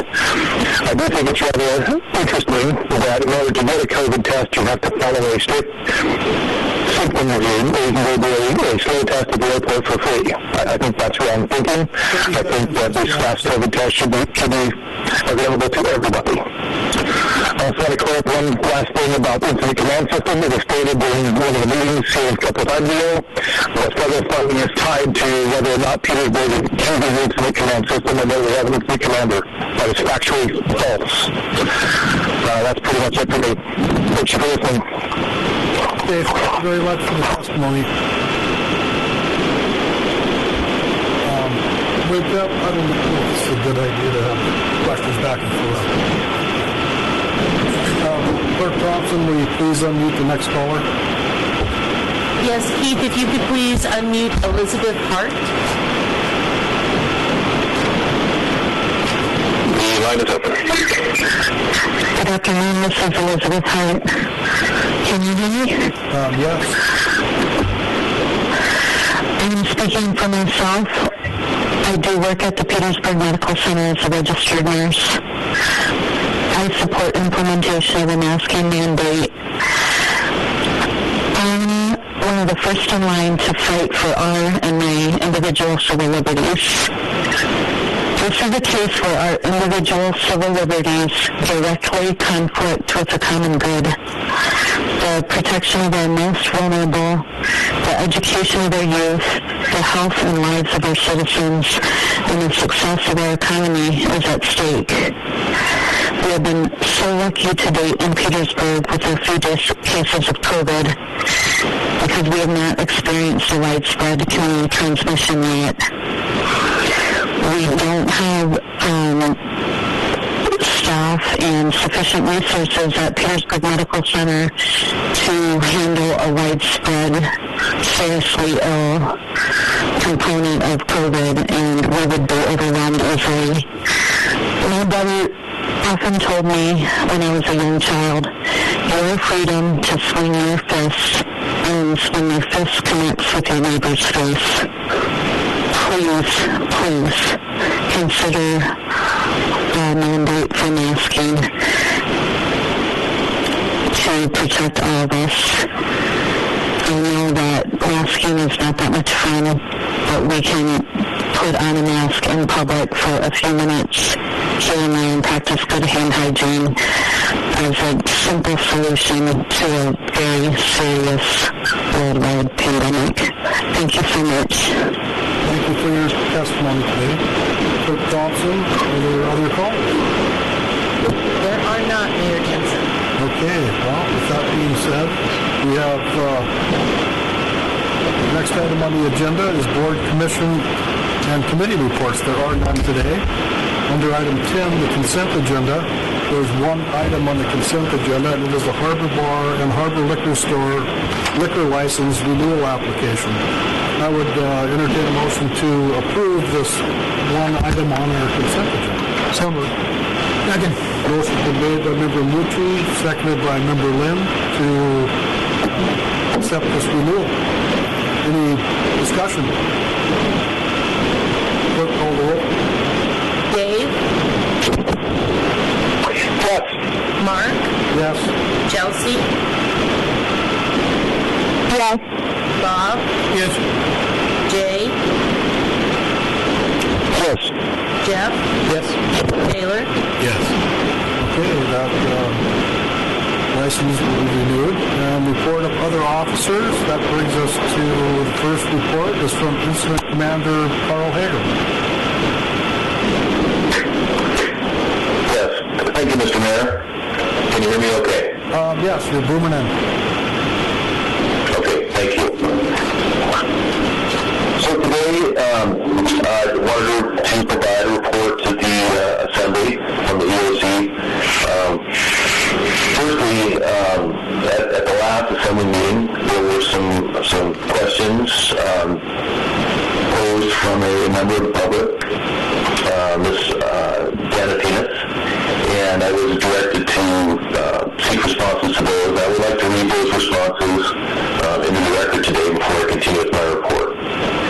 So the first question posed by Ms. Tinas was, what is the emergency we are facing? The answer from the EOC is, Petersburg has responded to the global pandemic caused by COVID-19 to declare an emergency as the state of Alaska did early on in the pandemic. The written copy of this response has a link to the state's emergency declaration embedded in the text. And then additionally, President Trump issued a declaration of a national emergency concerning the COVID-19 outbreak, which can be found.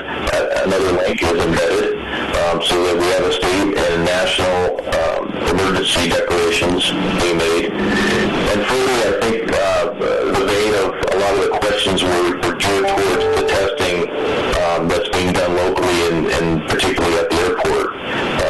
So I provided a link also to the mandate number 10 from the state, which the borough has been contracted to provide greeting, screening, and testing services as mandated by the governor, and a copy or the link to that mandate is embedded in the text of the memo. The second question posed was, is there a quota system for the hospital or clinic to try to reach a certain number of tests per day or week? The answer is no. There is no quota system in place. The hospital or clinic only responds to the patient and testing loads as they develop. Testing is an effective method to determine the presence and spread of the virus in Petersburg, so the hospital clinic have mobilized to provide that testing as appropriate. The goal of local testing, either asymptomatic or symptomatic, is to detect the virus in the community and isolate COVID as soon as possible in order to protect and prevent the spread to the community. Question number 3 was, how much money does Petersburg receive for each test? The answer is framed around the airport testing contract. I believe that was the vein in which the question was posed. For that contract, and the memorandum of agreement that exists between the borough and the medical center. The medical center is reimbursed $50 an hour for each testing personnel that is at the airport, and is reimbursed $100 for each test taken. They can also claim a reimbursable PPE cost of $50 per day for testing services, and reimbursement for packaging and shipping costs of $100 per day. The hospital pays for testing materials, test analysis, packing materials, shipping costs, PPE, and employee time at the airport, and then is reimbursed these rates through the borough agreement, which is ultimately the state of Alaska. As this is not a sustainable model of reimbursement, the testing at the airport is also being subsidized by the Federal CARES Act received by the medical center. In other words, the reimbursement received through the state doesn't quite cover the costs in every instance, and so the CARES Act that received by the hospital is making up the difference. The testing is being provided to meet the state's mandate and to protect the community from traveler spread. It has proven to be a complicated staffing burden for the hospital at a time when the agency's main focus is on providing quality health care to Petersburg during the pandemic. For other testing at the clinic not associated with the airport or supplied by the state, the cost for patients to test is $250. This is often billed to insurance and covers the cost of employee time, commercial labs. There is no subsidy, payment, or standardized revenue per test received from the state or federal government for any testing services. So those are the answers to questions posed last week. Before I move on, are there any questions from the Assembly? I don't see any in the room. Any Assembly members online and on the phone have any questions? I don't hear any, Mr. Hageman. You can move forward. Okay, thank you. So as we heard today, it's testimony from various people associated with the hospital. There is some concern in the community. The UFC shares that concern. The case rates in Alaska in general are shooting up. In the last little more than a week, from the 25th of October to yesterday's report from the state of Alaska, there have been 3,142 new cases reported. And that started on the 25th, there was that record number of 526 cases reported. We're seeing an average over last week of almost 400 cases a day being reported out for Alaska. Last week, Petersburg did see an uptick, 2 cases that impacted the school, has been mentioned, 2 other cases that were not related to the school. So there definitely is some concern, and the pandemic is not over whatsoever. The good news is that at one time we had 6 active cases last week. That's been downgraded to 4 active cases. 2 of those people have been considered recovered by public health. So that's very good news. The downside of some of the data that I've recently received is that the turnaround time for all the tests that were done last week is it's not bad. It's majority of the tests are still coming back in the 3 to 5 day range, but we still have 145 tests that are pending as of today.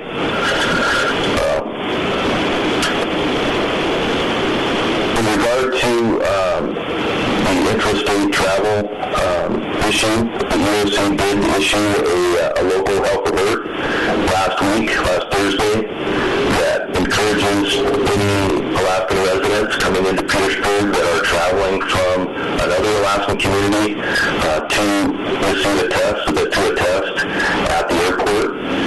Those tests are available for free for residents. And the fact that cases are surging so much in the state of Alaska, but also the fact that the state's travel mandate number 10 does not address intrastate travel testing as a requirement. They do make it an option. The state does make it an option to test if you're a resident and are traveling intrastate. So the UFC did issue that recommendation urging anybody coming into Petersburg that is a resident and traveling within the state to please get tested in order to identify and isolate any person that does have an infection with COVID-19. And further, this week, working on another health alert. As you heard, there's a lot of concern and desire for masking to be renewed in Petersburg. I've drafted an health alert that includes masking, but it's not written as a mandate. It's written as a health alert, as I mentioned, and would include face coverings to be used when going into businesses or other enclosed spaces with other people outside of your own household. Any instances where physical distancing cannot be achieved. We're urging in this health alert the physical distancing, maintaining 6 feet space between yourself and others, to hand wash regularly, and if you cannot do that, to use hand sanitizer, to cover all coughs, sneeze and cough into disposable tissues and paper towels if you can, avoid large crowds,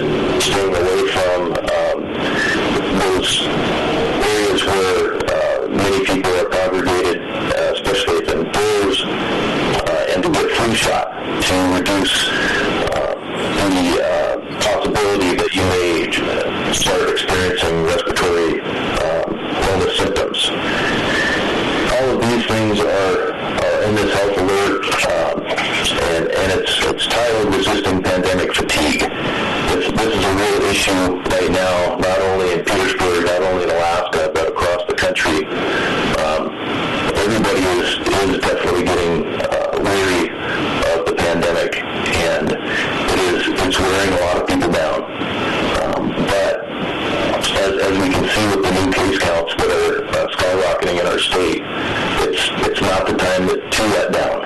We have to resist the fatigue that we're seeing, and we really need to try our best to mitigate any potential spread in our community. So I'm working on that health alert. After it's finalized, I will issue that.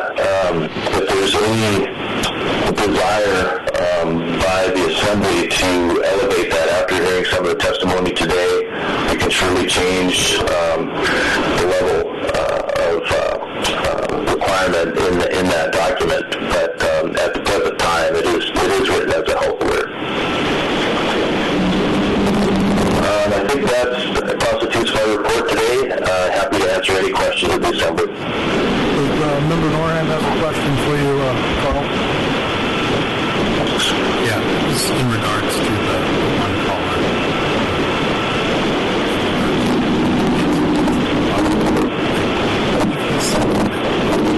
That the EOC is providing false information based on that. You have experience, is that what he said? I don't know what entity he was actually saying provided false information, whether it was EOC or the school or what the... I would suggest maybe get a hold of Mr. Anderson and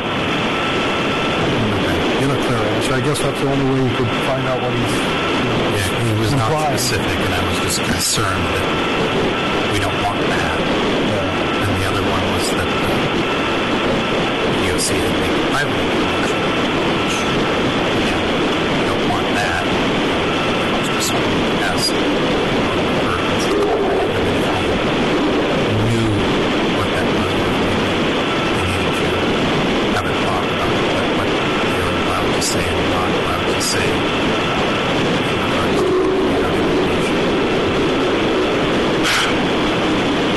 Do you have any response to that, Carl? Yeah, I can just offer up that the EOC takes great pains to craft our press releases so that the information is as accurate as we can be at the time of the release, and also that no private information is given out. I'm not sure exactly what the caller was referring to, but it does make me want to revisit those press releases and make sure that we're not overstepping our bounds on those. Many times I will get information directly from the hospital regarding the situation of a positive case, but they're bound by HIPAA to only release so much information, so I don't get all the details of every case. In fact, very few details. I'm on a need-to-know basis as well. So we do, as the EOC, take our press releases very seriously, and we certainly don't want to be a problem for anyone in the community. But the goal of the press release is to make the community aware that there are cases popping up, and impress upon people to stay vigilant and practicing the right behavior so that the spread is not a bigger issue. Thank you. Okay, Member Tremblay, do you have a question, a comment? It was more of a reminder for Assembly members who are in the chamber to please speak directly and pretty closely into the microphone. We can't visit us on the phone. We can't hear the way you can in the room. So Member Norham's comments were coming through really, really faint for me. So just for sake of conversation, just a reminder for everybody in the room. Thank you. Yeah, we got the note, Debbie. Okay. Member Nucci? Yeah, thank you, Mr. Mayor. I just have a couple questions, and hopefully Carl can kind of help me understand this a little better, and it'll help me with the discussion when we get to it under the discussion items about the Mandate 10 interstate travel testing. So I guess in regards to Mandate 10, since the mandate is in place statewide and the health alert is encouraging the community to travelers to test, would we be within our, I guess, rights as a home rule town to, I guess, request or when people are traveling to Petersburg, whether it's intrastate or interstate, to have them tested as they get off the plane? And one of the loopholes here is there's no testing at the Marine Highway System, but just for sake of this discussion, would we be within our rights as a home rule town to have people tested when they get off the plane here in Petersburg? That's my first question. Thank you. Sure, through the mayor, Member Mucci. So I'll just back up a little bit and talk about Mandate 10. Mandate 10 does address interstate travel, so anyone coming into Petersburg from outside of the state on that day of travel must either test before they come to the state or test upon arrival. So that is a requirement. That is the law from the state right now. Where the state mandate does not really address travel testing is on the intrastate aspect of it, which is any travel within the state. And so we have,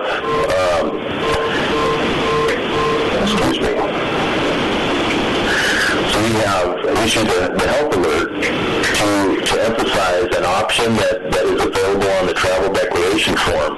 For Alaskans who are traveling within the state, they can select an option to get a free test at the airport if they're coming in from Juneau, Ketchikan, Anchorage, any other Alaskan community. That health alert also actually does point out that any travelers that come in on the ferry can be tested at the airport. They have the same access to the travel portal site at the state of Alaska, and they can select the option number 3 as an intrastate traveler and be tested upon arrival in Petersburg as well. They'll have to wait until the testing station is open, but they may go up there and test. As far as requiring the intrastate testing, making it mandatory to test if you're coming into Petersburg from another Alaskan community, I believe that the Borough Assembly does have the authority to do that. Early on in the pandemic, the governor made a distinction between communities of certain size and whether they had a critical access hospital, whether they were on the road system or the Marine Highway System route, and whether those communities could take actions to restrict travel. And at the time, the answer to Petersburg was no. Since that time, there have been many discussions, and the governor has changed tack on that to the point where he was expecting lots of local communities to make their own destiny known in that avenue. And I believe that Petersburg could implement a mandate to require any intrastate travelers to test. However, right now, anybody that falls into that group is being basically funded. Those tests are being funded by the state because of the allowance of Mandate 10 as an option. If the bill were to make a mandate for any kind of travel testing and the state changes things or pulls out of the agreement, lets the contract lapse, for instance, then the bill will have to make a tough decision on whether to continue or not. It would absolutely be in the best interest, as long as the pandemic is ongoing, for testing to continue. But right now, the state is the funding source for that testing, and the bill does not have a funding source other than the state to continue that. So it becomes a consideration of the Borough Assembly on how to fund that. If the state pulls out for any reason, and there's some desire to keep going with the testing program at the airport. Yeah, thank you, Mr. Mayor. And it's to call again. regarding Mandate 5 on the cruise ships, the no sail order, in Petersburg, that mandate expires on December 31st. Are we looking at, should the Assembly have this subject on the November 16th, or I planned it, November 16th agenda, to either expand this mandate into 2021 or, as I said earlier, it's going to expire on December 31st. So I'm just looking for some thoughts on that for you, Carl. Yeah, through the mayor, Member Ricci, that's a good question. I think when the Assembly extended that mandate to the end of the year, there was some hope, I think, that we were covering our bases and that things might look differently at the end of December, and so we wouldn't need that mandate any further. Well, as time has gone by, the picture isn't getting any better. In fact, the cases within the state are rising rapidly, and many of the passengers that would be coming in on the small cruise ships would be landing in some of the hot spots before getting on a vessel and coming to Petersburg. So my recommendation would be, yes, to probably extend that Mandate 5 out, which is a harbor access mandate. And I would say, these companies do need some notice on what they'll be facing if they choose to have sailings in the spring of 2021. And so I think that my recommendation would be to extend out the Mandate 5 to May 1st, and it gives the cruise ship companies some notice on what is expected in Petersburg, and at the same time absolutely protects our population from any influx of potentially infected persons on the water side of things. Are there any other questions?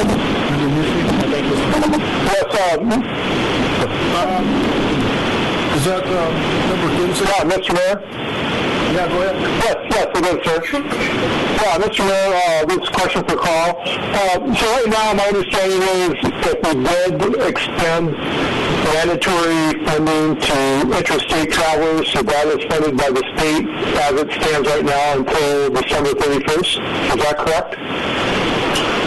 Yes, that is correct. Member Kensinger, we have a contract with the state until December 31st. That could change if the governor and legislature don't extend the emergency declaration, the statewide emergency declaration. That contract could be canceled, but as of today, we have a written contract with the state to test out until the end of December. Thank you. Member Luthi? Thank you, Mr. Mayor. Another question to Carl. Carl, on the emergency command system that we have, or the incident command system that we have, is the borough's organizational structure, does it have the same components as the hospital's incident command system?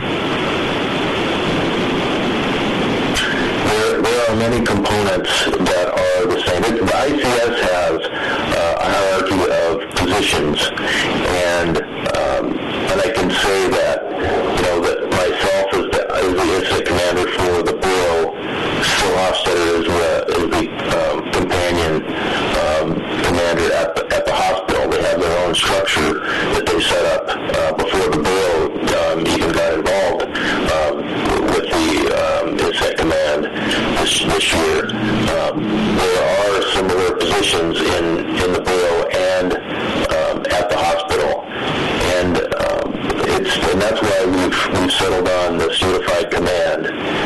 We help each other out. All of the positions are not full-time by any means, but there are different focuses of the hospital group as opposed to the borough group, which is more community-oriented group. So there are similar positions in both command structures for the hospital and the borough. So just a follow-up question for Carl. So when you mention unified command, to both the borough and the hospital. Is the school district involved with both of those incident command teams, or is the school district involved in just one? Where does the school district come into the unified command structure? The school district is it's operating as an entity in the community. They attend our IC meetings when they can, but they are much like a business, much like, say, Hammer Recon or the trading union. They have their focus, they have their plan. Education is their business, and so that's what they're focused on. So they have liaisons to the incident command groups, but they aren't technically part of the structure, I guess. It's an agency that we collaborate with, but they're not typically in a branch of the IC system. Does that answer your question? Okay, are there any other questions? Thank you. Mr. Hegeman? Okay, that will bring us to a report from the Petersburg Medical Center. It's an update. I'm assuming it's from Phil Hofstetter. Yes, hi. Can you hear me okay? Okay. Thank you. I'd like to read a letter to the Assembly on behalf of the Petersburg Medical Center into the record. So, dear Mayor and Assembly members, I'm writing as a representative of the Petersburg Medical Center and some command team for the COVID-19 crisis. This is a follow-up to my letter dated July 4, 2020 in support of appropriate actions to keep the community open using proper precautions, including hand washing, hygiene, masking, facial coverings in public spaces, reduce gatherings, and keeping our social level small. We're heading into almost a year of the global COVID-19 pandemic. The last 3 weeks have seen triple-digit increases in COVID cases in the state of Alaska. Multiple Alaskan rural communities are in complete lockdown to prevent the further spread of the disease. The past week also reported triple the amount of hospitalizations due to COVID in Alaskan tertiary care facilities, mainly Providence Regional and Alaskan Medical Center. Petersburg has experienced a spike of cases, but due to the rapid response, the risk appears to be mitigated, and I applaud the PMC team, community, school, public health, and our incident command team response. As activities and people are pushed indoors for winter, we anticipate an increased number of cases. The basic strategy of the virus continues with tracking, isolating, and treating the cases. Contact tracing is ever more important to make sure it stops the potential spread. And as we've seen, only a small amount of cases impact to our workforce and hospital at detriment. Our workforce and students have to stay home if they're in close contact. PMC staffing depth is a very real thing, and any impact to our healthcare workers will mean we have to shut whole departments or services down. We need to follow basic precautions to keep our community healthy and COVID-free. Thank you for your taking this into consideration. Report today. And I'd like to just mention, I could answer the question about the incident command system. We do follow the same concept. The hospital incident command system is required under the Center for Medicare and Medicaid services to activate, so we do have the same conditions, and there's some overlap in collaboration with the borough. Yeah, I think Member Lim has a question. Phil, we need to talk about this. Can you address the testing procedures, the really rapid test, the longer-term test, and what we can do here, where you see us going, what kind of supplies you have, the whole 9 yards, please? Absolutely. So the COVID rapid test is called, we're using a piece of equipment called a Cepheid. And we had to establish stricter guidelines on its use and supply, mainly because there is a shortage nationwide. We cannot get the supplies needed to test. Right now we're testing, our testing capacity is exceeding our par level. Par level is basically how many units we need to have on hand based upon our incident command to make sure we can manage an outbreak. The other component to this is just because you test a rapid test doesn't mean you're still excluding from quarantining and isolating. So if you're a close contact or you're at risk, it's only a snapshot in time. And the incubation period of the virus is 5 to 7 days. So you still have to have that time isolating to make sure you don't have the virus and testing at the 7-day mark or at the 5-day mark. So those are the things that really need to take into consideration when you're thinking about testing. And there's turnaround time for the state test is about 3 to 5 days. It's been holding pretty steady, but it's with increased cases, we do have some concern about that. I also want to plug in Search is still up testing on Saturday and Sunday from 10 to 1, I believe. This last weekend they opened up from 9 to 2, and they're providing that free of charge for anyone. So that's it's also, I take my kids up there as well, so it's a good place to get tested if you need to. Thank you, Member Mucci. Thank you, Mr. Mayor. This is the question to Phil. Carl mentioned a little bit earlier that the school is not technically part of the unified command system. Could you walk me through if somebody associated, a student or a school member is tested? Can you walk me through how that notice gets out to either the person or... Can you walk me through it? There's some confusion in the community about how that decision or how those results get, given to the people who are tested. Well, if you come to the hospital, or you come to the respiratory clinic, or the basic response is you would call the hotline, or the results would come back through something called the patient portal, which is our electronic health records portal access you would sign up for, and you receive results that way. It's a secure system, so it's HIPAA compliant, and it's patient privacy compliant. And so we don't want to send results through an unsecure method of an email. If it's a positive case, then you'll receive a phone call back to the person directly. And if there's any questions, you can always call the COVID hotline to inquire on the results. Thank you, Phil. But is that how the test results from this last go-round up at the school, is that how those test results were given to the individuals?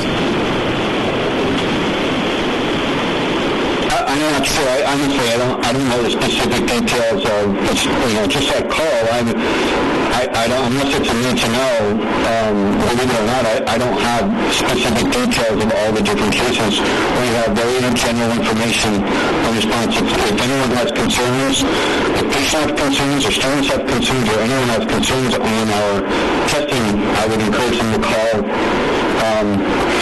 the COVID hotline. And also the doctor, if there's any kind of notification, usually it's done by the physician.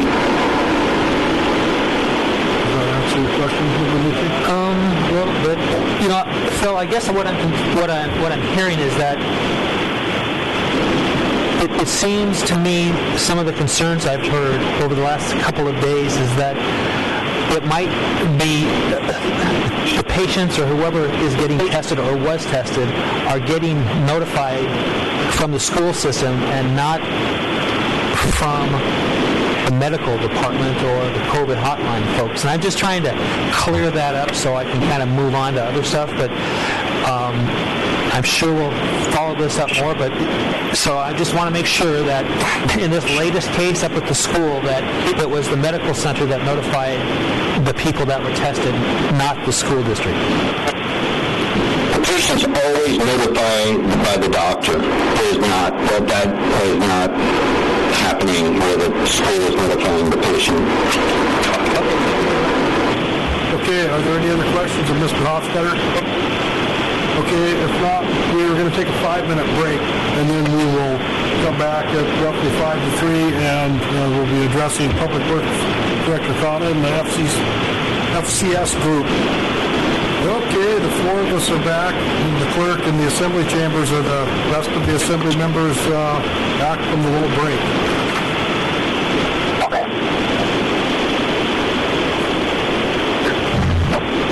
Are we still connected? I'm back. I can hear you. The phone lines are still connected. Okay. I'm here, Mr. Mayor. Okay, Tremblay?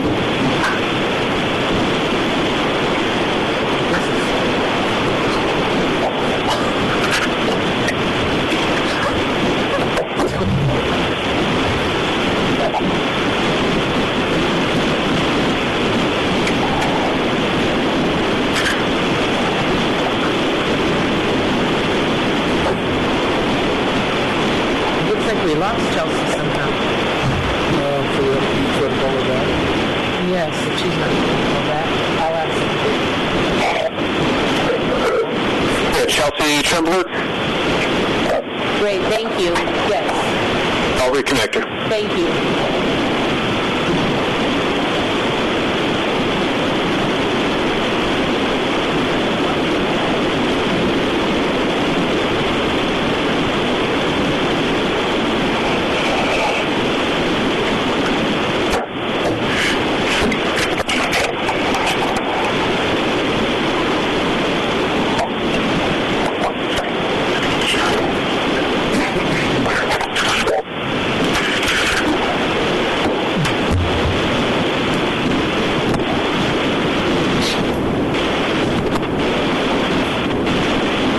Are you back, Kelsey?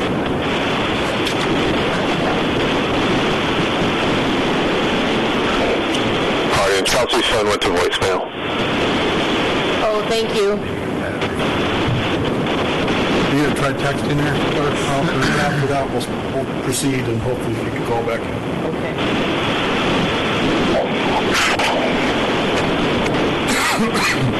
Technology.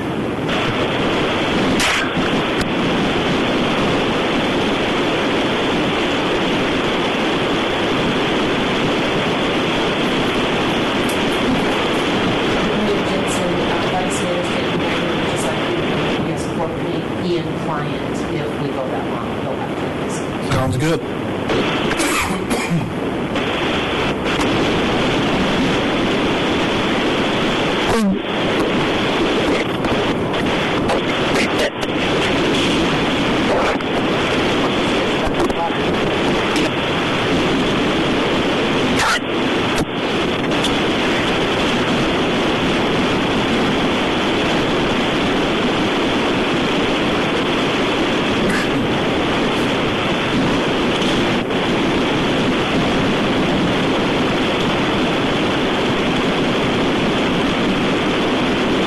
I'm here. Sorry, I came back front end.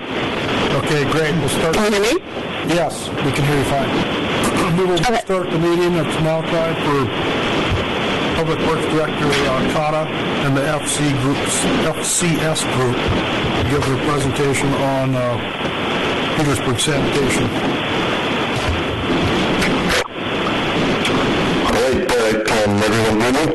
You're booming it. Is your partner on the line? Right now, he's muted. Let's let Chris tell us. Okay, Chris, go ahead, and then we can unmute the other talker when necessary, Matt Hobson, unless you want him to be unmuted right now. Okay, thank you, Mr. Mayor. Good afternoon, Mr. Mayor, members of the Assembly, and the listening public. This is Chris Kata, Public Works Director for Petersburg Borough, and I'm going to talk briefly about a rate study for sanitation and then turn things over to our rate study consultant. As many of you know, utility rates are something I look at periodically as part of the budget process. The last rate study we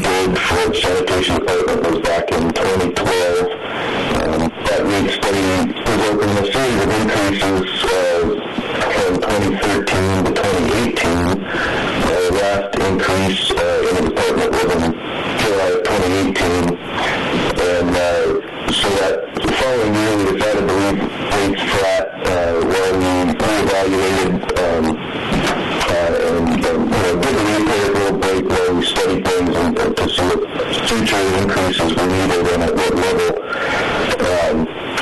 So in 2019, the Borough engaged FCS group to look at sanitation rates along with water and wastewater rates as well.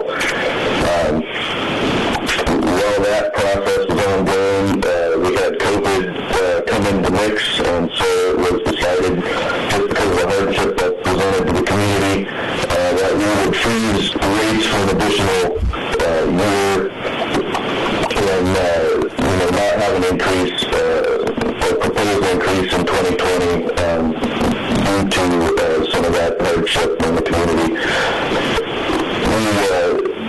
We continued looking at things during that time, and especially the recycling program. As many of you are aware, recycling commodities have crashed in value over the past couple of years. The model that our recycling program was built on depended on values of those commodities to offset the increased costs of recycling collection and disposal. So now we're looking at a situation currently where our recycling program's costing us money instead of being a bottom line benefit to the department. So that being the case, recycling was looked at heavily in the analysis just to see how we can possibly continue with the program while mitigating some of the cost of the program we're currently experiencing. So we evaluated 4 different recycling scenarios during the study, and I've covered this before, but I'll just go over it real quickly here. One would be continuing with the program unchanged. Second option would be to modify the pickup schedule to every other week and eliminate some of the low-value recycling commodities. Another option would be to quit picking up curbside and go to a drop-off program where we could separate recyclables and therefore probably get higher values for recyclable material because it wouldn't be mixed any longer. The last option would be just to eliminate recycling and go to disposing everything as trash. We wouldn't really expect that last option would be something the community would buy into, but we did it just to show what the impact would be of that versus various levels of recycling up to what we're currently doing. So with that, I think I'll go ahead and turn this over to Matt Hobson at FCS. He's the project manager for the rate studies that were done. And sort of a PowerPoint, but normally we do this in-person approach to assembly chambers, but instead of doing that this time, we printed everything out so everyone can follow along. That presentation is included with the packet. And so I'll go ahead and turn things over to Mr. Hobson at this time.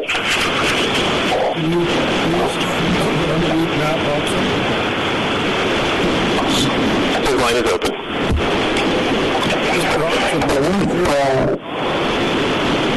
How's my volume? Okay, great. Well, good afternoon. As Chris mentioned, my name is Matt Hobson. I'm the project manager with FCS Group. Just a quick background on FCS Group. We are a financial consulting firm based out of Lebanon, Washington, with offices throughout the Pacific Northwest. And our firm specializes in financial consulting for public utilities. As Chris mentioned, we're looking at the bill over the last year or so on the water, wastewater, and sanitation rate studies. Over by myself, I've been in the rate industry for about 13 years now, specifically in utility studying for sanitation utilities. So over the next 20 minutes or so, we'll go over the results of the rate study.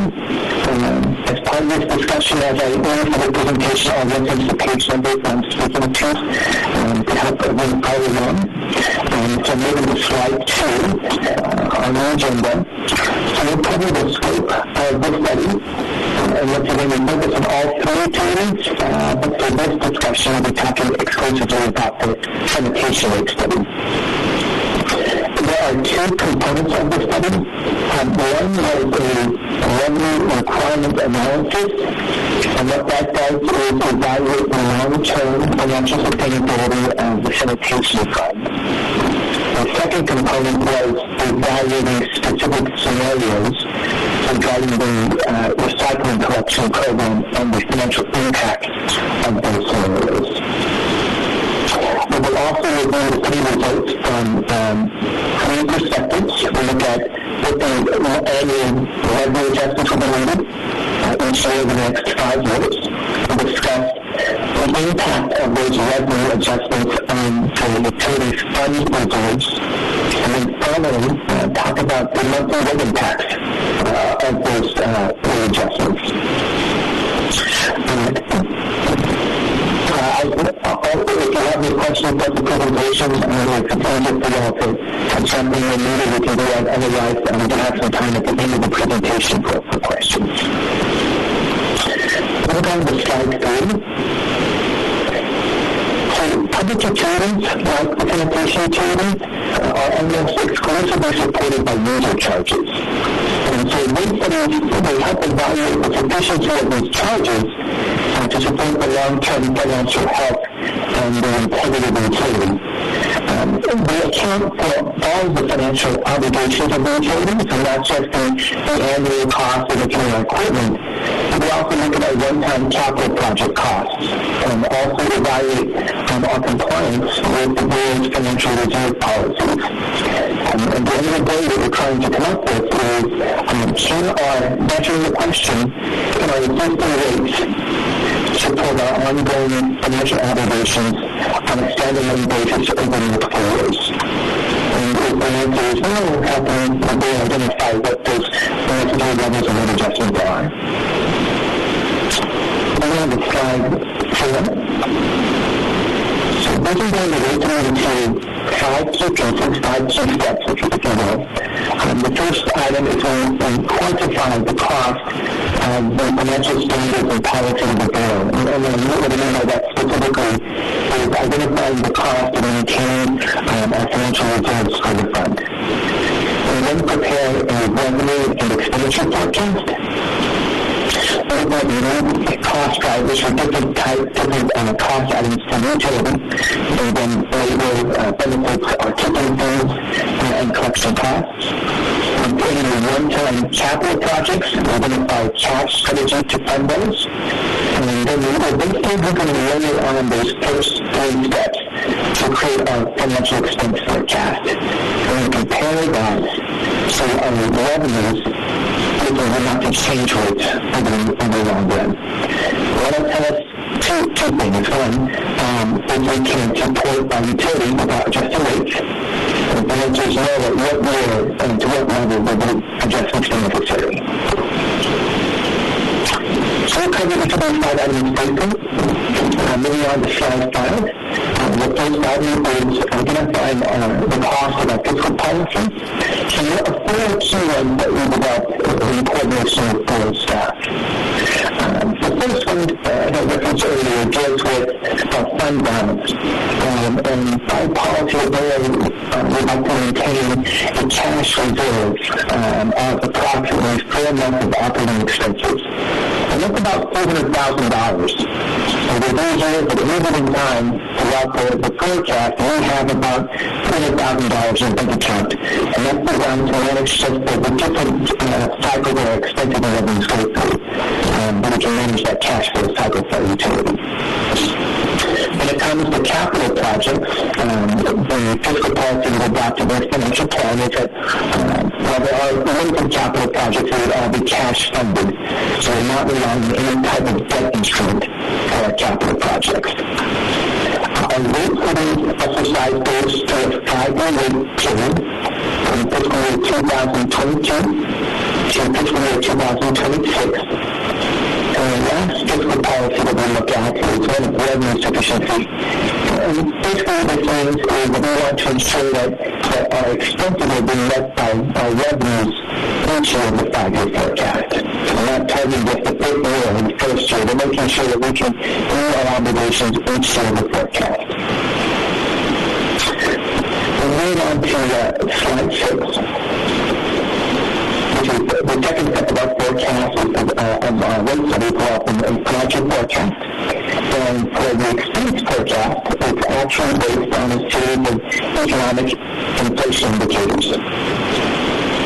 For example, many of our non-labor expenses are being insured by an inflation assumption of 3% per year. Although any capital projects are included at 3% per year to a date of construction. Our labor and benefits are growing at 3% per year. And if you look at those first four inflation assumptions, just as note, those are consistent with the assumptions for those types of costs for the water and wastewater utilities as well. One of the unique costs for the sanitation utility is the transport and disposal costs of our garbage and recyclables. And those carry a 2.5% annual increase based on our contract terms with the hauler. Those are per ton tipping fee increases. So if the borough fortunate one waste, those costs will increase above and beyond the 3.5% annual inflationary assumption. We're going to look at the overall expenditure forecast for the next 5 years, because all 5 years put together. We are looking at an annual growth rate in expenses of just under 3% per year. We are seeing low customer growth over this 5-year period. And so, obligated, we can acknowledge that our expenses are growing about 3% per year, and we're not going to adjust rate on the revenues. Our revenues are not growing at all. The positive is it's only a matter of time before we reach technical levels without any other adjustments. Moving on to slide 7. So the second component of the study that we looked at was evaluating the financial impacts of potential changes to the curbside recycling program. Before we talk about these scenarios, I thought it might be helpful to provide some context around what the program looks like today, as well as what programmatic changes are being made by other communities throughout the U.S. So for the bill, approximately 80% of our residential customers currently subscribe to weekly collection of recyclables. And the bill, through its rate structure, provides a financial incentive for folks to sign up for this service. Today, if you're a customer with a 32-gallon garbage cart and you elect to exchange recycling service, we pay $30.21 per month. But actually, about $6 per month less if you already have a 32-gallon garbage cart service. And so, with that incentive, we don't see 1.4 out of these 5 more customers subscribing to recycling. That's an important thing to recognize, because any major change to our recycling program will likely impact the majority of our customers. The board pays tipping fees for all the recyclables and solid waste that was transported off the island.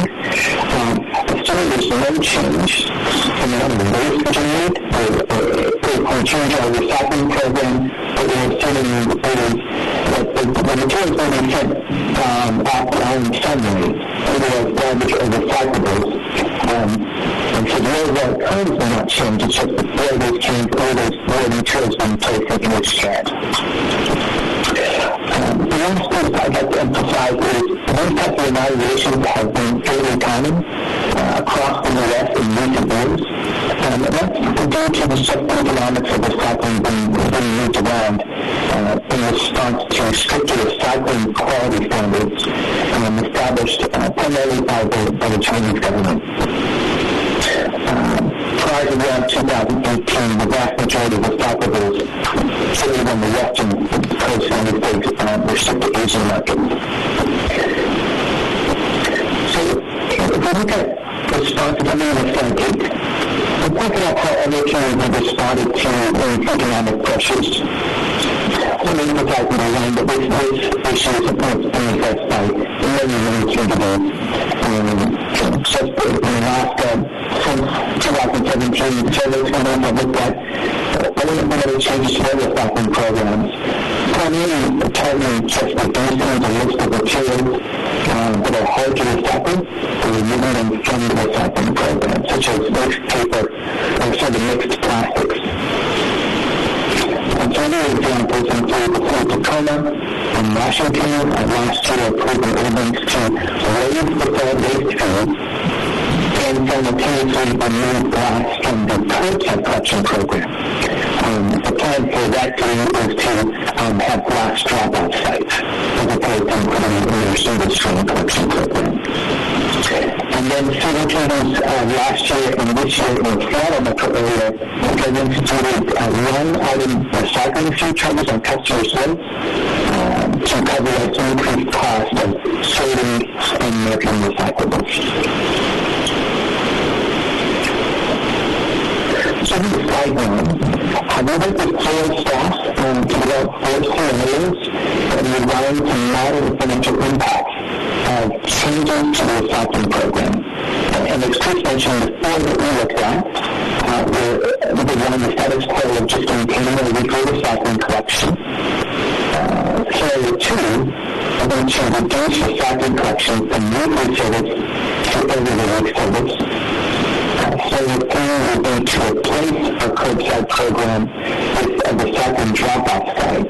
And then the fourth scenario is to eliminate the curbside recycling collection program, which also assumes that we won't have a drop-off site to replace it. Each scenario added included assumptions to changes to our vehicle collection requirements, our transport expenses, and then also just changes to our waste stream. So, for example, in the table on slide 9, starting on the left-hand side, we show some of the assumptions we've evaluated with Borough staff. And the number of collection trucks that would be required under each scenario. And the number of collection routes that we will be running.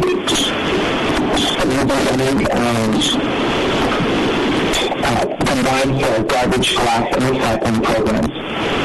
And the overall tonnage by stream, by recycling versus garbage stream. And then finally the estimated cost to transport and process material.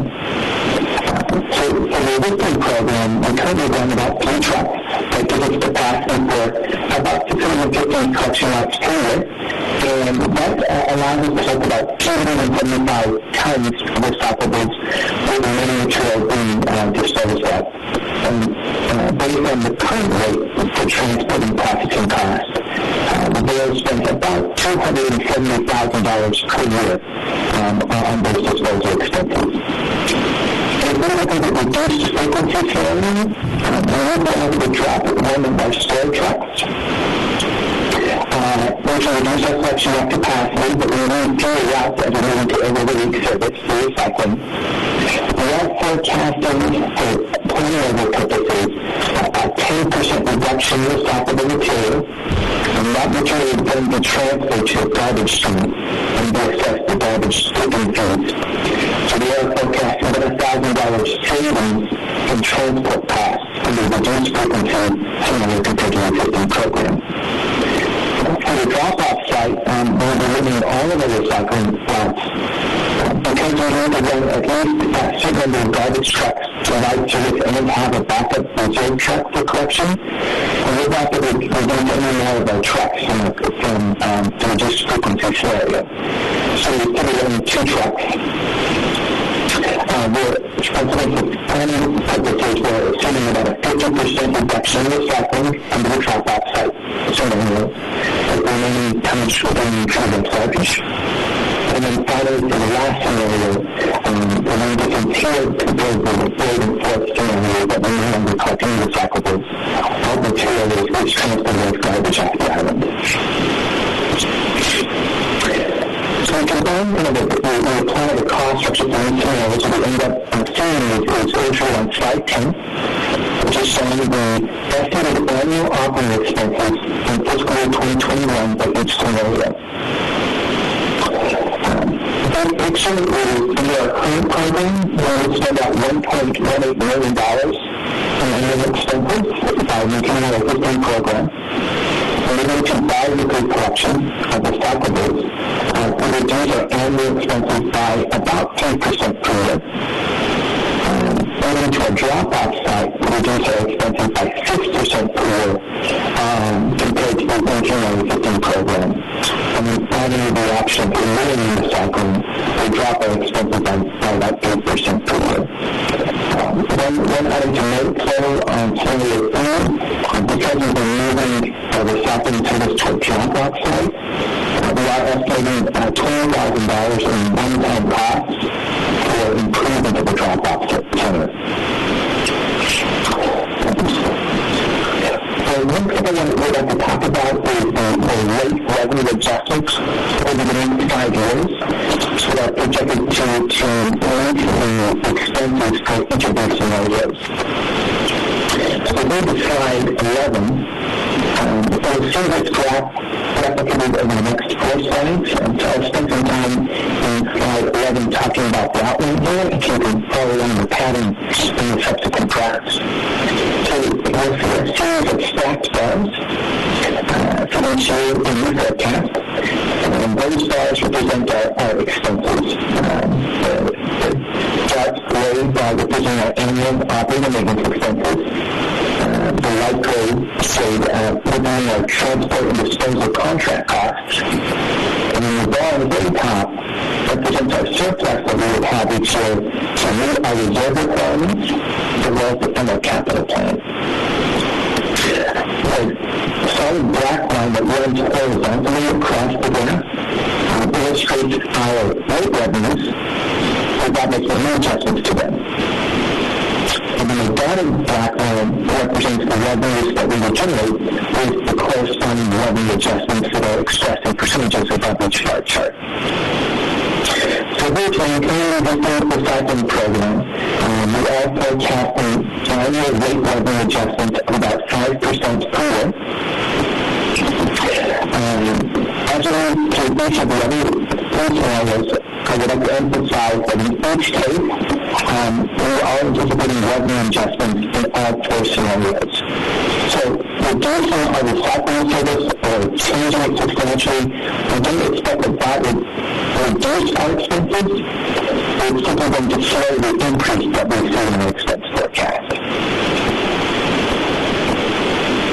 As well, in each of these forecasts that we present, while we're showing the percent increases by year, they are all expected to meet our form of operating reserves to show the forecast. So for the second scenario on slide 12, which is moving to elevated recycling collection, and then we are forecasting 3% annual rate adjustments under this expense scenario. Moving to slide 13, this is going from curbside recycling collection service to a drop-off site. We'll be looking at 2% annual rate adjustments. And then finally on slide 14, for which we're really recycling program, putting all of our material out garbage, we would still be seeing 1% rate revenue adjustments over the next 5 years. One piece to look at then on slide 15 is what does this mean in terms of rates to our customers? How these different scenarios would impact the monthly bill that our customers pay. For this analysis, we would like to use the most common service as an example. The most common service is a 32-gallon garbage cart with the recycling service being provided. Under the first scenario, maintaining our existing program, we are forecasting a volume increase in fiscal year 2022, and an $8.03 total increase over the next 5 years. As we make the transition to over-the-leaf recycling, we will see an increase next year. The increase would be about 92 cents for that 32-gallon garbage cart option. and $4.86 over the next 5 years. For the other garbage can options in areas 1 and 2, so a customer has a 64-gallon garbage cart or a 96-gallon garbage cart, their rates would increase either 5% under the existing program or 3% moving to everyday week recycling. So the percentage increase will be the same, and we apply each of the different rate options. The rate impacts for the third and fourth scenarios, so third are the two scenarios that we no longer provide curbside recycling collection.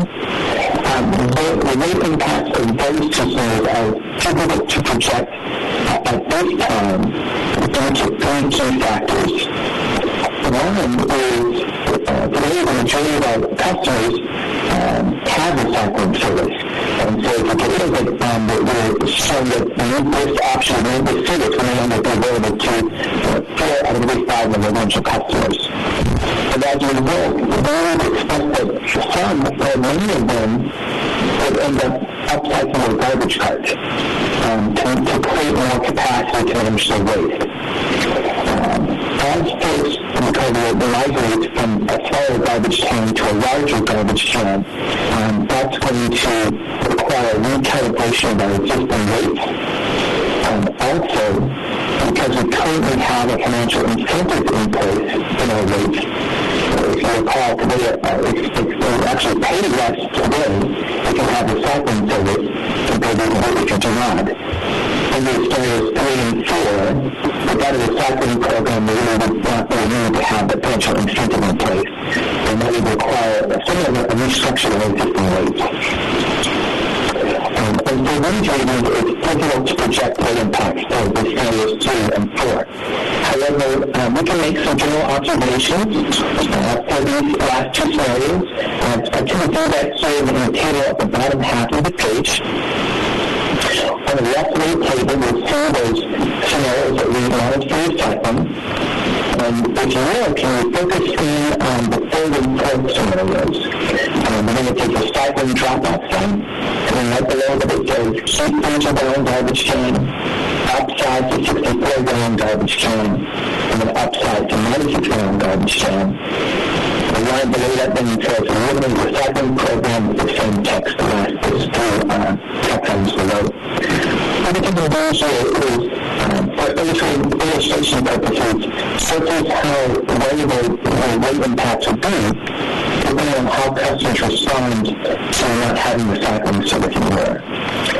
As you can see, under the keep 30-gallon garbage can line, you can say that if a customer who currently has a 30-gallon can, they're paying $3.51 today.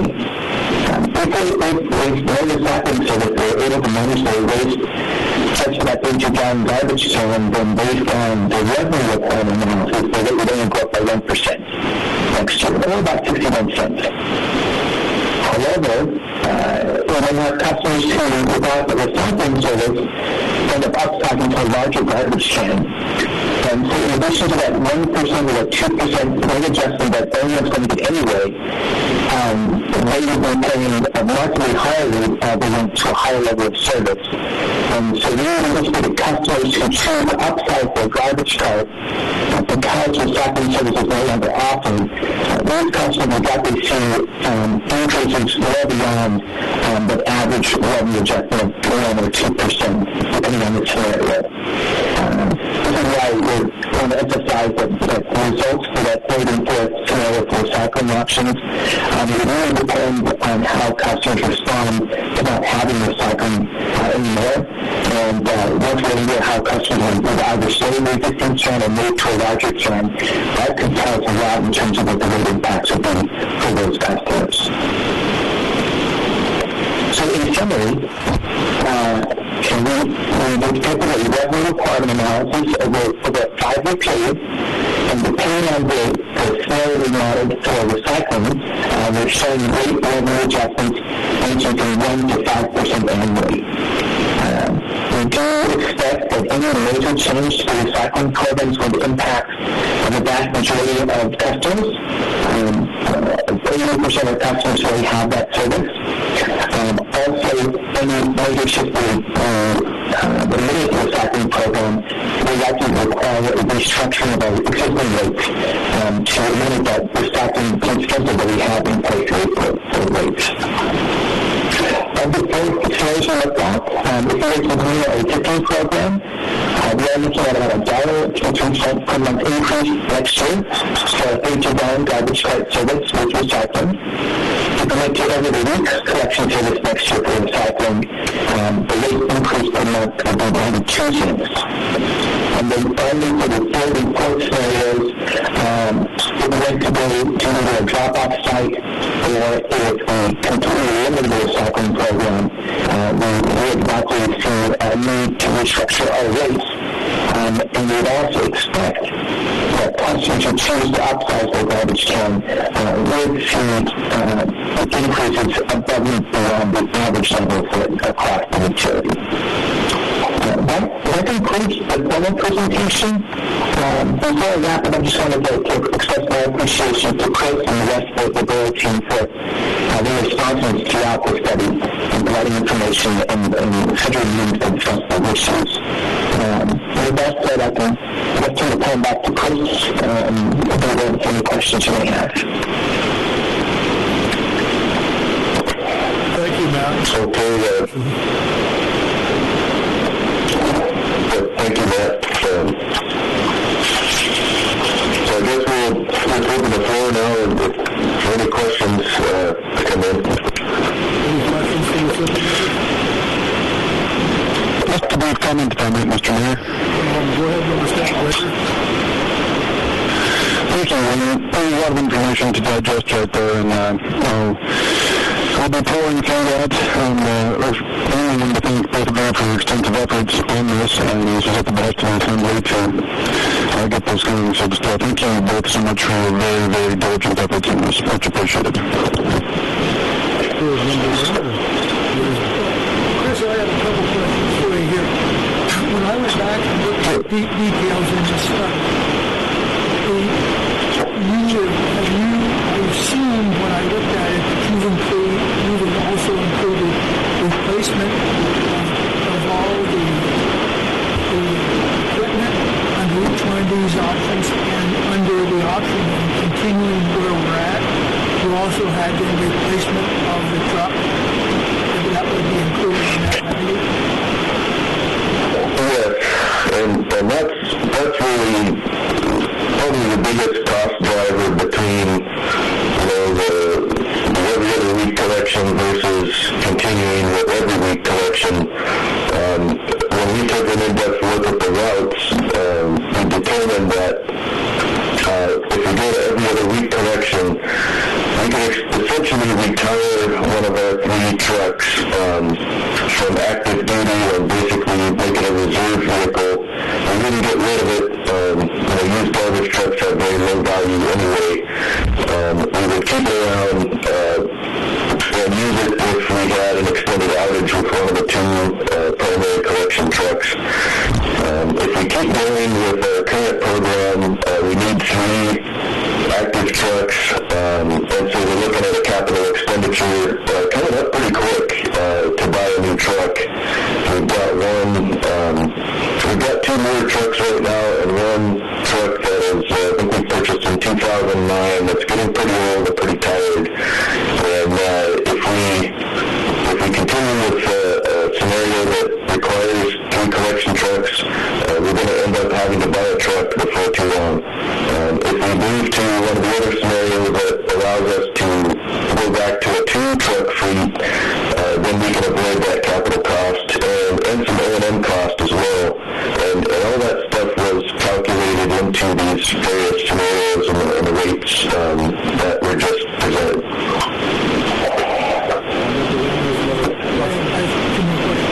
My second question, Chris, is if we go to any other week, will that then free up time to go back and do maintenance on patching equipment and what we need to do? It will, and we need that. We need to be able to build that into our schedule, and that would be our plan, is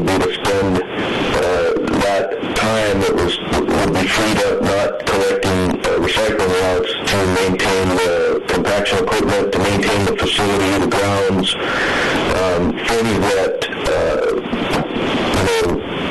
it's really hard to fit in with our current collection schedule that pretty much keeps people busy all the time just doing that. My last question, if I might, is since we have a consultant on the phone, what is the long-term, let's say, when I say long-term, next 5-year forecast and the resale or commodities market related to these things we want to resell?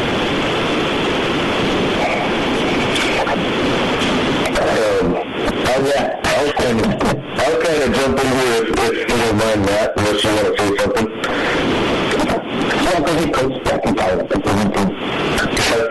The short answer is nobody really knows.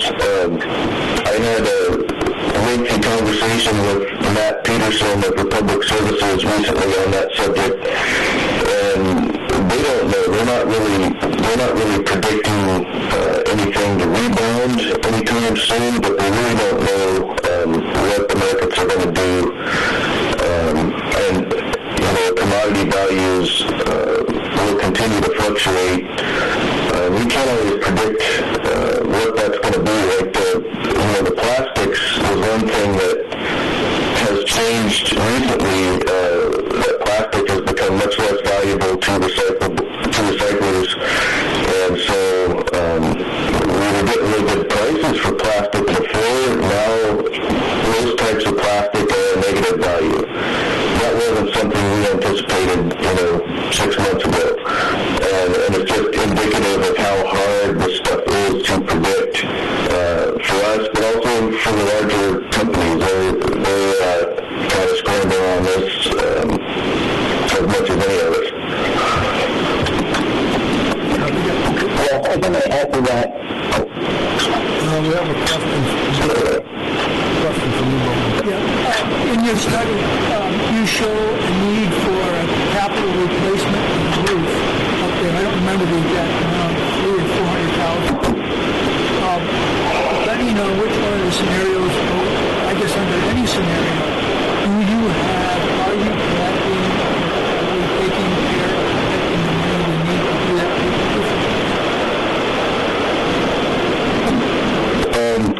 I believe so. I'll let Matt give the official answer there, but I think what we did was we took the roof out of the 5-year study period and kind of pushed it out a couple years, because when we took a look at it recently, it really didn't look all that bad. Matt, was that an accurate answer? Yes, we have been rescheduled a little farther out into the forecast. But the short answer is yes, there is some sort of adjustments for the begin. We're not only meeting our annual reserve targets for cash balances, but also building and preparing some revenue funding for the roof replacement. Thank you, sir. I guess a few questions here, not related to presentation, but if we were to go every other week, as well as having a drop-off collection site, would the drop-off collection site be more separated than the co-mingling that we're doing in the recycling program now? That's one of my first questions. We do have a drop-off site of sorts, up at the Borough. When we say going to a drop-off site for purposes of this rate study, we were talking about being able to drop, pretty much everything off, including the paper goods that we don't have an outdoor drop-off site for now.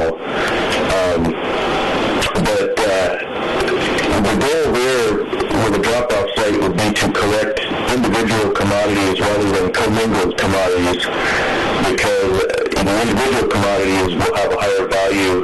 Bales of cardboard, for instance, have a much higher value than commingled recyclables, because the people that buy this stuff, we probably can sell it straight to them without having to pass it through the MRF and do all the work of breaking up the bales, segregating them into the individual commodities, and then rebaling them. If we already have them segregated, we can bail them up individually and get a higher price right off the bat because we avoid all that labor cost down south of separation. So I'm not sure. What you were asking, it sounds like you might be saying, were you considering doing a drop-off site and every other week collection? And no, we didn't really look at that as one of the scenarios. Okay. Does that answer your question? Yeah, it does. Another question. You know, I know we're talking about barricade and stuff, but if that was the way that you could responsibly do some household composting or rural composting, would that reduce the amount of tonnage coming through the garbage, the landfill? Yeah, you know, I like the idea of composting because what it does is it takes weight out of the waste stream, which if we can find a cost-effective way to do that, we know that each time we remove saves us $128 in transport and disposal costs. And, you know, that isn't vulnerable to commodity values like the recycling program per se. So yeah, the question is, you know, how do you do that? How do you find a community-wide way to do that that's cost-effective and makes sense from the rate perspective for the department to implement? I'm not sure we've landed on anything that would work. You know, there's organizations, PIA has talked about trying to do something on a community-wide level. You know, something like that would be a big benefit for us as far as weight reduction in our waste stream. But we just haven't landed anything on anything yet that we can do as a department that would result in the savings to us, you know, by the time we implement the program and spend the money to do all that work, potentially buying equipment, maybe additional staffing, you know, things like that. We haven't really seen a solution jump out at us that would allow us to do that and still, you know, not impact rates or have a beneficial impact on rates. Yeah, thank you, Chris. I guess my last question on this, you know, I just want to thank you and the FCS group for this. I've been kind of pounding away on this. You know, and there's also a group in town who are, you know, and they're pretty adamant about helping out, trying to get this, I guess, this issue a little bit more streamlined in town. So what would be the next step for the Assembly if we wanted to look at going to the every other week recycling collection program as well as a drop-off site? What do we need to do to move this along forward?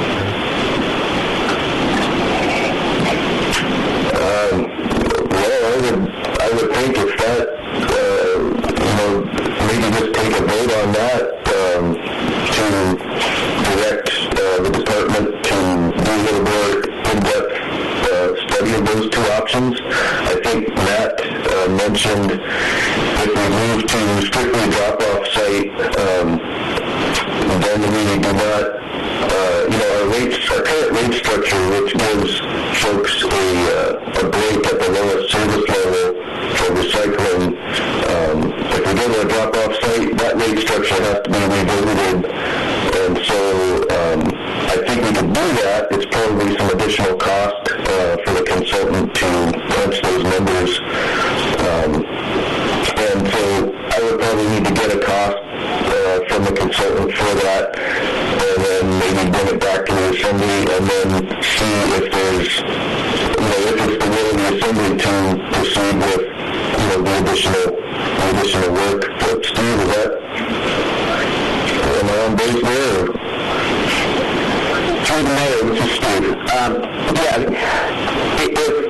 If the Assembly wants to choose one of these options, it just needs to be on a future agenda where you vote for it and say, here, I want you to proceed in this direction. We'll get the rate ordinance prepared and we'll go from there. If you want every other week plus the drop-off expanded, then you just got to figure out, you know, the extra expenses up with the drop-off, what that's going to cost and what that'll do to rates. I don't think it's a huge deal, but anyway, just the next meeting, give us those instructions, and then we'll start working on getting the rate ordinance put together. So, could I ask a question? Who else? Member Nucci? Yes, you did. Thank you very much. I appreciate it. Okay. So I wanted to ask a question. Is that okay, Mr. Mayor? Sure.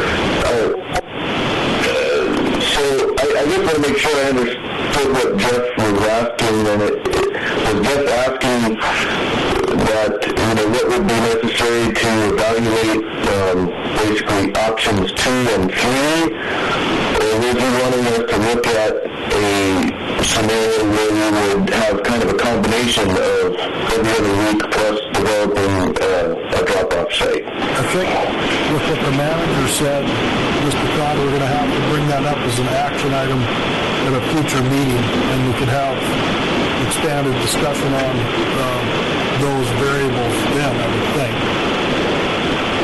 Okay. So I don't think we can give you any direction here on the report.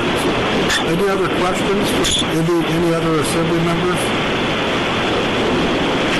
Or comments? Okay, thank you for your report today. That brings us to the mayor's report. Fairly short. The 20 general election. The general election will be held in person tomorrow, Tuesday, November 3rd, 2020, from 7 a.m. to 8 p.m. in the community gym. Please vote. Alaska Municipal League Annual Local Government Conference will be held virtually this year. It is scheduled for November 9th to the 20th, 2020 via Zoom, and there's many components to it. So the clerk has signed us up as a group application, I believe. So I don't know how many people put names of interest in, but a lot of people can be involved. And the Borough is seeking letters of interest. The Assembly is seeking letters of interest from Borough residents who wish to serve the community as board members for the Southeast Alaska Power Agency for the calendar year 2021. The Assembly will appoint one voting member and one alternate this year. Please have your letters submitted prior to the deadline for the first meeting in December. December is generally when we make the decision. SEPA likes to have the community's names in by then. And we are also seeking letters of interest from qualified borough residents to serve on the Planning and Zoning Advisory Board. There are 2 seats. And the Public Safety Advisory Board, there are 2 seats until the October 2021 municipal election. Letters of interest for the above positions should be submitted to it says Mayor Jensen or Clerk Thompson, but your best option would be to Clerk Thompson at Borough Office, located at 12 South Nordic Drive, or by mailing to Post Office Box 329, Petersburg, Alaska, 99833, or by email to dthompson@petersburgak.gov. And just remember, everybody, tomorrow's election day. If you haven't already voted, please vote. And that brings us to the manager's report. Sure, yeah. Sure. Yeah, just in regard to the SEPA appointment, so that will be done in the first meeting in December? Letters by the first meeting in December, and I believe they want them by the end of December. So, or what do you usually call Clerk Thompson? When have we done it before? We were actually asking for the appointments by December 1st. Okay, well that's... So the second meeting in November, I figured we would pick our appointments. Okay, well then... That's November 16th. Okay, well, we need to change that. Please have your letters submitted prior to the deadline of the first meeting in December. So, back to that, we need to fill out my calendar. We need letters of interest in before the second meeting in November. The second meeting is November 16th, so 7 days prior to that would be what? November 9th by the end of the day, by 5 p.m. Okay, so people interested in the SEPA board position should have your letters of interest in to Clerk Thompson by November 9th, the end of the work. And that will give us time to have it on the next agenda on the 16th. And currently our members are? Our members are Member Lynn and alternate, and Robert Larson, and we have 2 alternates, Tor Benson and Carl Hageman. Okay. So this year we only get 1. Okay. Thank Thank you. Next year we'll get one, and the year after that we'll get two again. So, all right, Mr. Giesbrecht, can you proceed with your report? Thank you, sir. The digger derrick truck had a failure to the boom swing mechanism. Power Light is waiting for parts so we can get the truck back up and running. There are some service codes that we'd like to set before snow starts flying. Elderly housing continues to encourage vendors and visitors entering the property to wear masks in any of the public areas of the facility, including the office, and use hand sanitizer upon entering and leaving the facility. Our elderly housing and assisted living are at full occupancy.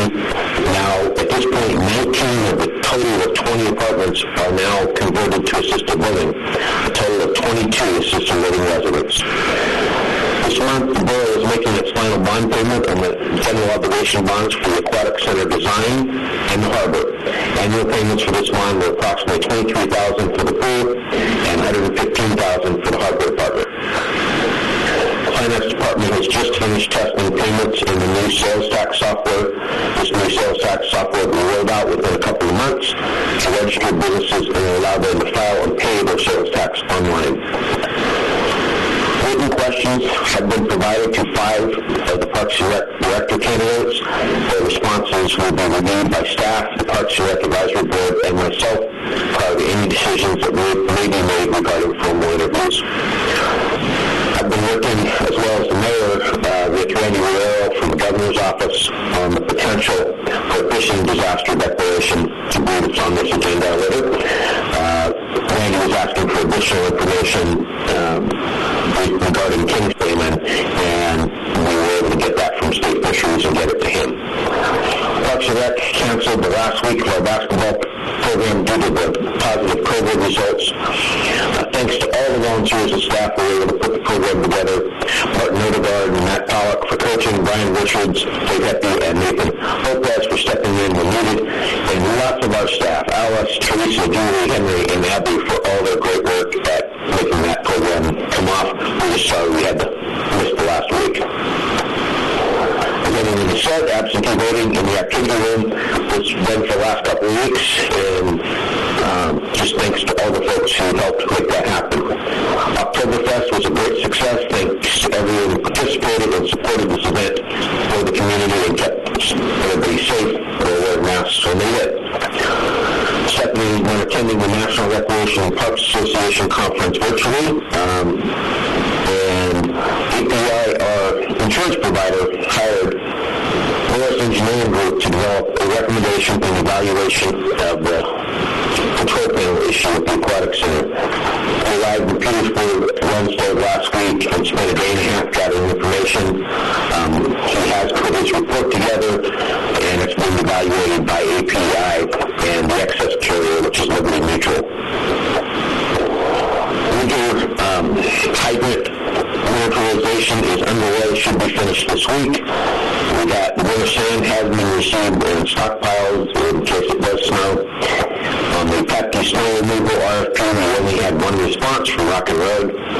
Of course, we'll be evaluating their proposal, and the contract negotiated with the proposal is found to be responsive to the specifications. Northern Industrial Training conducted CDL examinations in Petersburg on Friday, October 16th.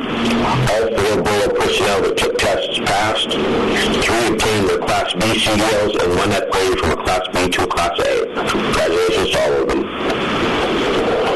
As noted, garbage bearers have been still active. Residents are encouraged to keep garbage secure, preferably indoors. If garbage must be stored outside of the can, the container lid should be secured with a rope or bungee cord until the day of pickup.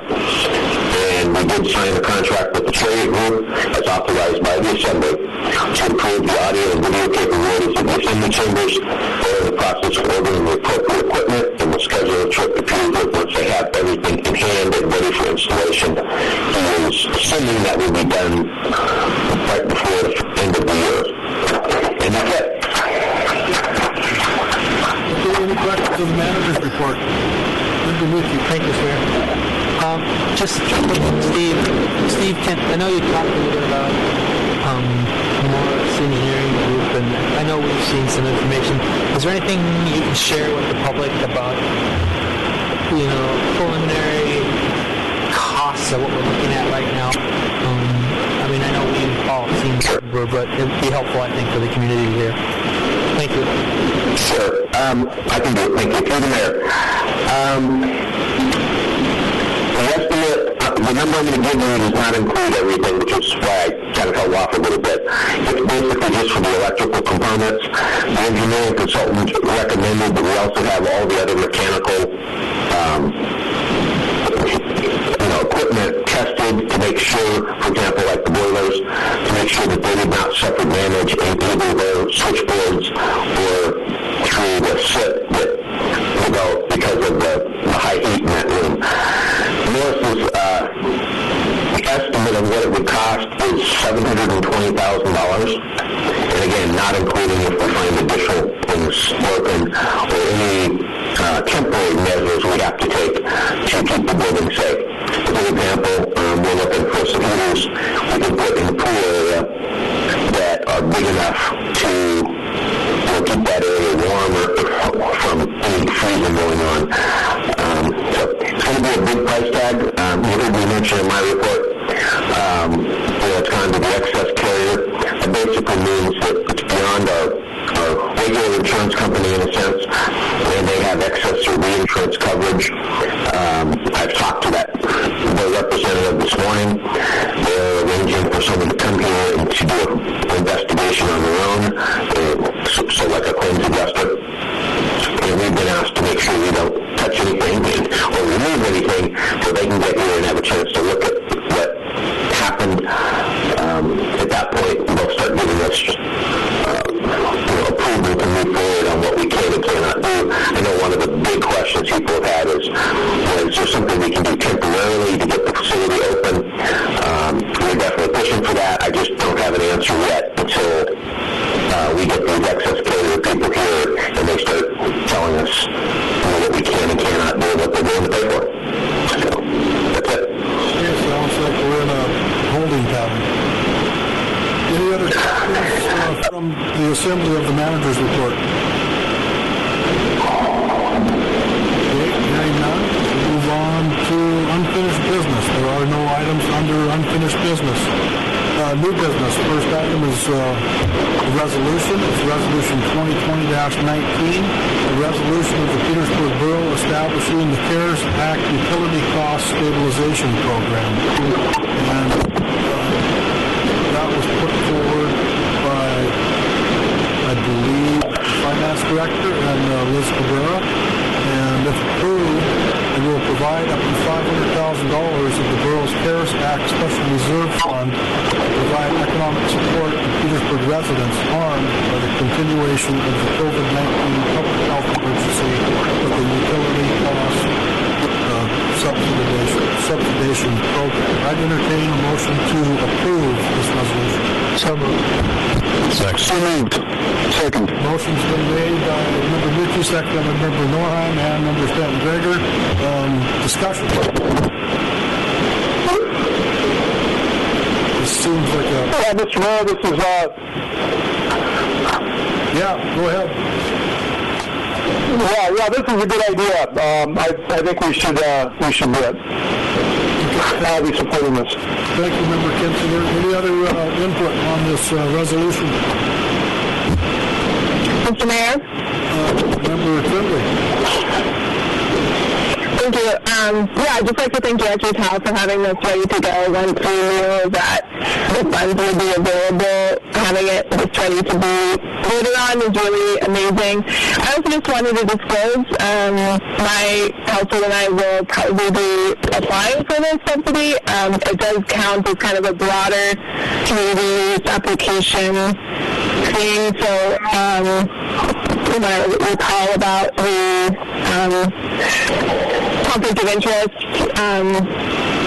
disclaimer, I think I'm still allowed to vote on it, but I wanted to bring it to your assembly's attention. But since my spouse's job evaporated with COVID, along with one of my 5 jobs, we are planning on applying for this. So just wanted to disclaim that in case anybody has any issues with me voting on this as a member of the assembly, in which case I'll recuse myself. I don't see any conflict, and the members in the room seem to have any conflict, so I think it would be proper for you to vote. Member Mitchell? Yeah, thank you, Mr. Mayor. Yeah, this should be a good idea. I guess the question I have is, who will not be eligible for this? People in the harbor, that harbor boards, that their utilities won't be capable of businesses, just residents. So all residential customers will be eligible. Okay, thank you. Any other discussion? I think it's a great idea, and we need to have the money expended at the end of the year, I believe. Taylor? Yes. Chelsea? Yes. Bob? Yes. Jeff? Yes. Dave? Yes. Jay?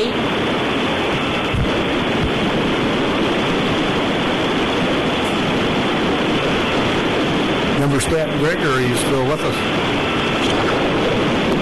He's not. And Mark? Huh? Oh, but yeah. Okay. Your vote is yes. Okay. So that's a 6 to... so we better try to reach out to Member Stanton Gregor again. I know he mentioned that he needs to leave the meeting in an hour. Yeah. I'm confused. Can we try to... Let me see. Oh, it's on feedback. Got cut off. It's so nice. I believe we'll have Member Stanton Gregor back in just a moment. Thank you.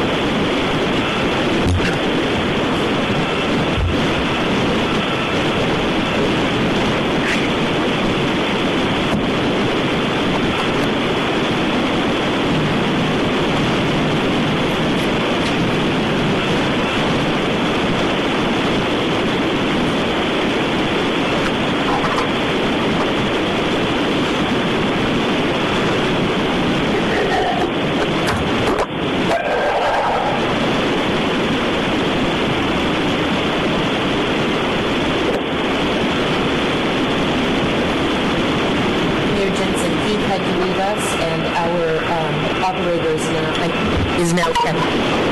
Just to let you know. Member Stanton Gregor, are you back? Or Kevin, are you having any luck reaching Member Stanton Gregor? We just had a line dial in. I'm just waiting to verify that that is indeed Member Stanton Gregor. Thank you.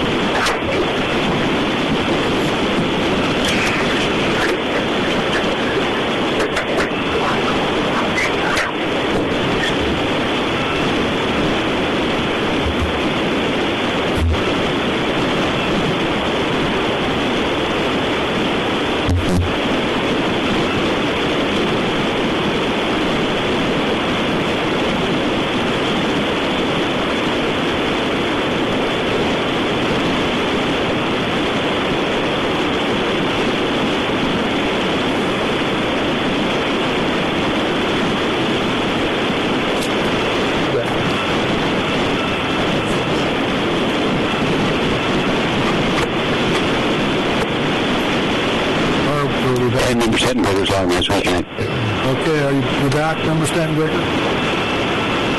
Well, sorry about that. Don't know what happened. Yeah, it's technology. You gotta love it. Okay, would you like to vote on Resolution 2019? We've already, the 6 of us have already voted, so you can still...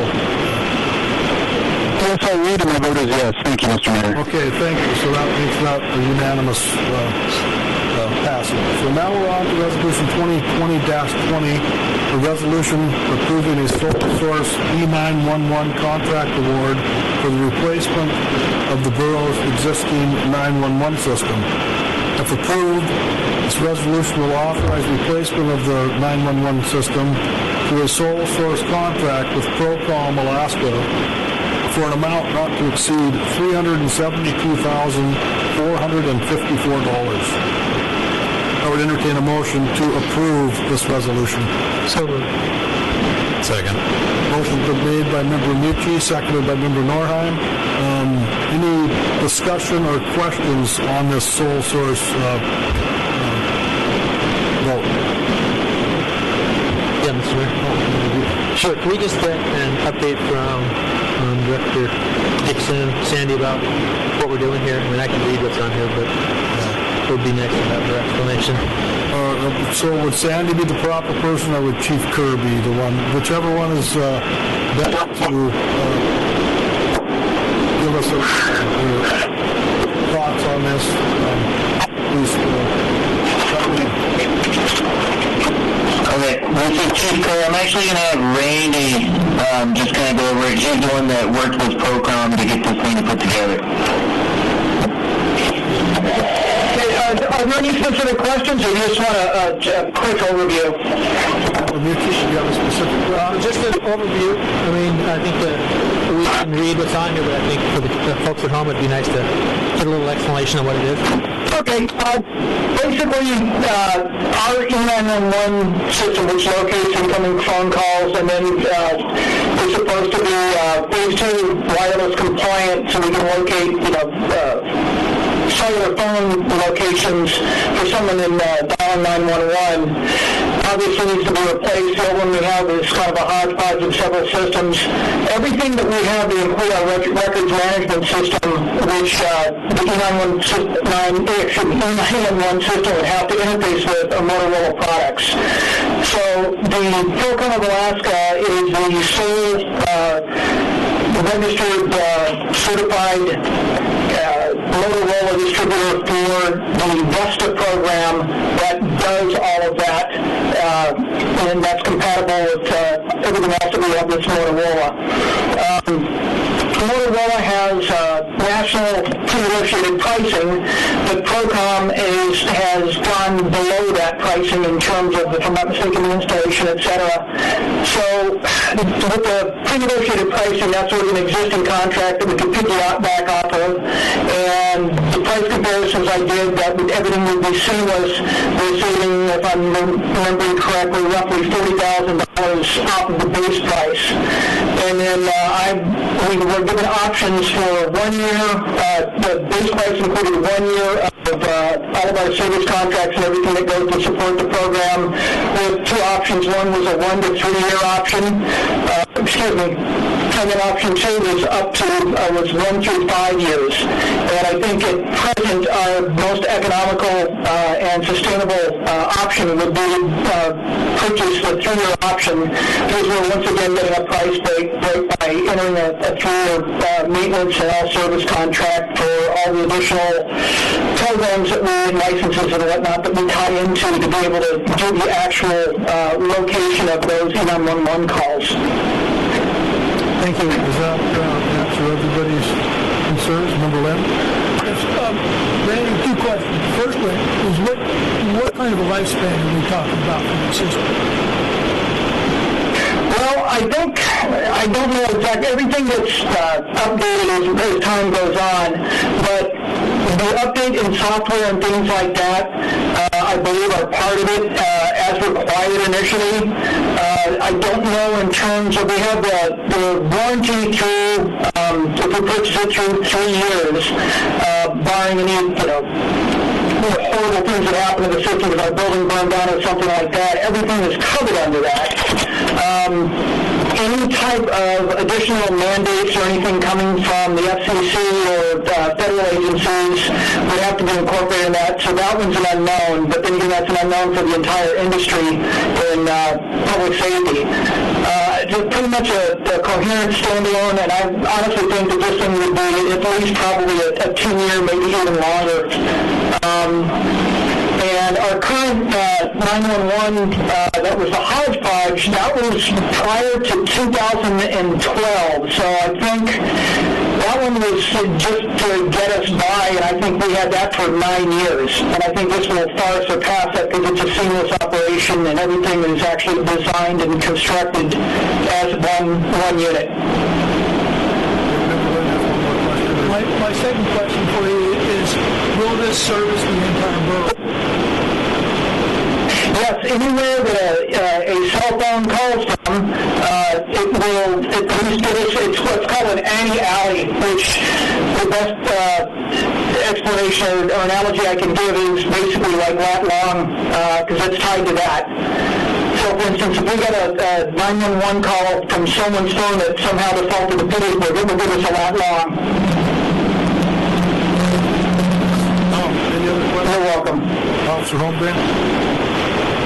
Okay, thank you, Randy, for giving us your input there. And I'd just like the listening public to mention that this seems like a lot of money, but $285,000 of this is going to come from a grant, and the balance of $87,454 is going to come from the E911 fund, which after that would have a balance of $270,000. So it's not like it's going to affect the rates.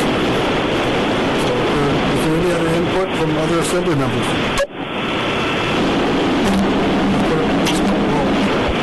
Jay? Yes. Taylor?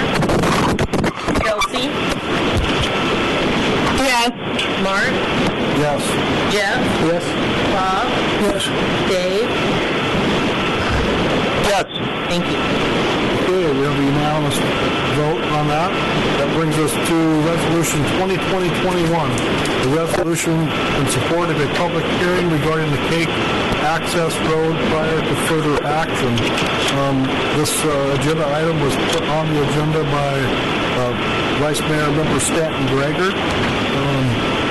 If approved, Resolution 2020-21 requests the Alaska Department of Transportation hold a public hearing in Petersburg regarding the proposed Cake Access Road project before expenditure of further funds. So, with that being said, I'd entertain a motion to adopt this resolution. So moved. Second. Okay, motion's been made by Member Mucci and Member Stanton Greger, seconded by Member Kinsinger. Discussion. I'll go first if you want, Mr. Mayor, since I put it on the agenda. Sure. Thanks. I won't summarize a lot of comments that came in from Councilmember Steinberg, Tremblay, Knight, and Betty. They just try to echo all of their things. And this is an issue that's been before the Assembly in the past. This project has been discussed, as mentioned, formally since 2012, and it's trying to get a lack of public support for it. And the biggest reason I wanted this on there, though, again, like the biggest reason, one of the reasons in addition to what the callers mentioned is there really hasn't been a clear reason why that in this kind of budget, $40+ million is being spent on a road that doesn't directly serve either community in a positive way. An argument was made by a senator that it could be used to improve medical transport. Medevac plane went down and lives were lost. And I said clear in the radio that this road would do things like that in the future. And that's really what piqued my interest in this project, because that's just not an honest dialogue at that point. I won't rehash what I said earlier on this, except that there's just no way of interceding a plane ambulance and that road to bring it to Pinal Creek and then bring someone to Petersburg from Cake. It's just not a reality. And I think Department of Transportation knows this all answers that we have not gotten. I've been frustrated by the research money at stake. Really not getting clear answers as to the scope and purpose of this project. And again, we're not talking about a $10,000 grant to this other level. We're talking about $40+ million. That's real money. It's real transportation money, and the time in the state budget is very lean. So I'm encouraging the Assembly to pass this resolution so we can hopefully have a more thorough dialogue with the state as to what they hope to accomplish with this. And I'm not optimistic they'll be responsive to it. I'm a realist that way. I don't expect the ability to tap the brakes necessarily and want to communicate with us or Cake or Kupanoff on it, but I feel as representatives of Petersburg, it's our duty to ask. Thank you. Well, thank you, Mr. Mayor. I want to talk about this in a different way. We voted this on March 2nd. We voted on this issue. The vote was 5-2, not to send a letter. The comment statements and letters associated with that, and the comments, basically the same as here. In March, when we go forward then, on March 16th, we had another letter, and that was to, that particular letter was to extend that road. That road also failed. My question here is that now we've already voted on it. Now we have some new members, we're going to vote again, but there's no, I see absolutely no new information here. It wasn't discussed before. Why are we doing it a second time? And I would use an analogy to this. My analogy would be, we just voted on putting into an effect an ordinance for emergency purposes. So if we get another petition, are we going to re-vote that again? If the information doesn't change, I've got a problem with this. Anyway, that's my discussion. Any other input? Member Noran, Point of clarification, Mr. Mayor? Sure. What is your point of clarification? These were letters discussed in March, and the resolution is a more formal set of actions. So there is a difference between the two. I get Member Lynn's point, just want to differentiate the legislation and public the two. That's all. I'll write myself back now. Thank you. Member Dorhan. Well, we rehashed this, and I can just point out my position again as before. This is the Cake Access Road. This is Cake's Road, Petersburg's Road. It's in the borough, I believe, about 2 miles. It is not Petersburg. We don't have a dog in this fight. I don't understand why we keep pushing this thing. And if Cake has a problem with it, Cake can deal with it. And if Cake Tribal has a problem with it, they can deal with it. Why are we interjecting ourselves into Cake's business? It's very frustrating to me. It's not our thing. Quit trying to make it our thing.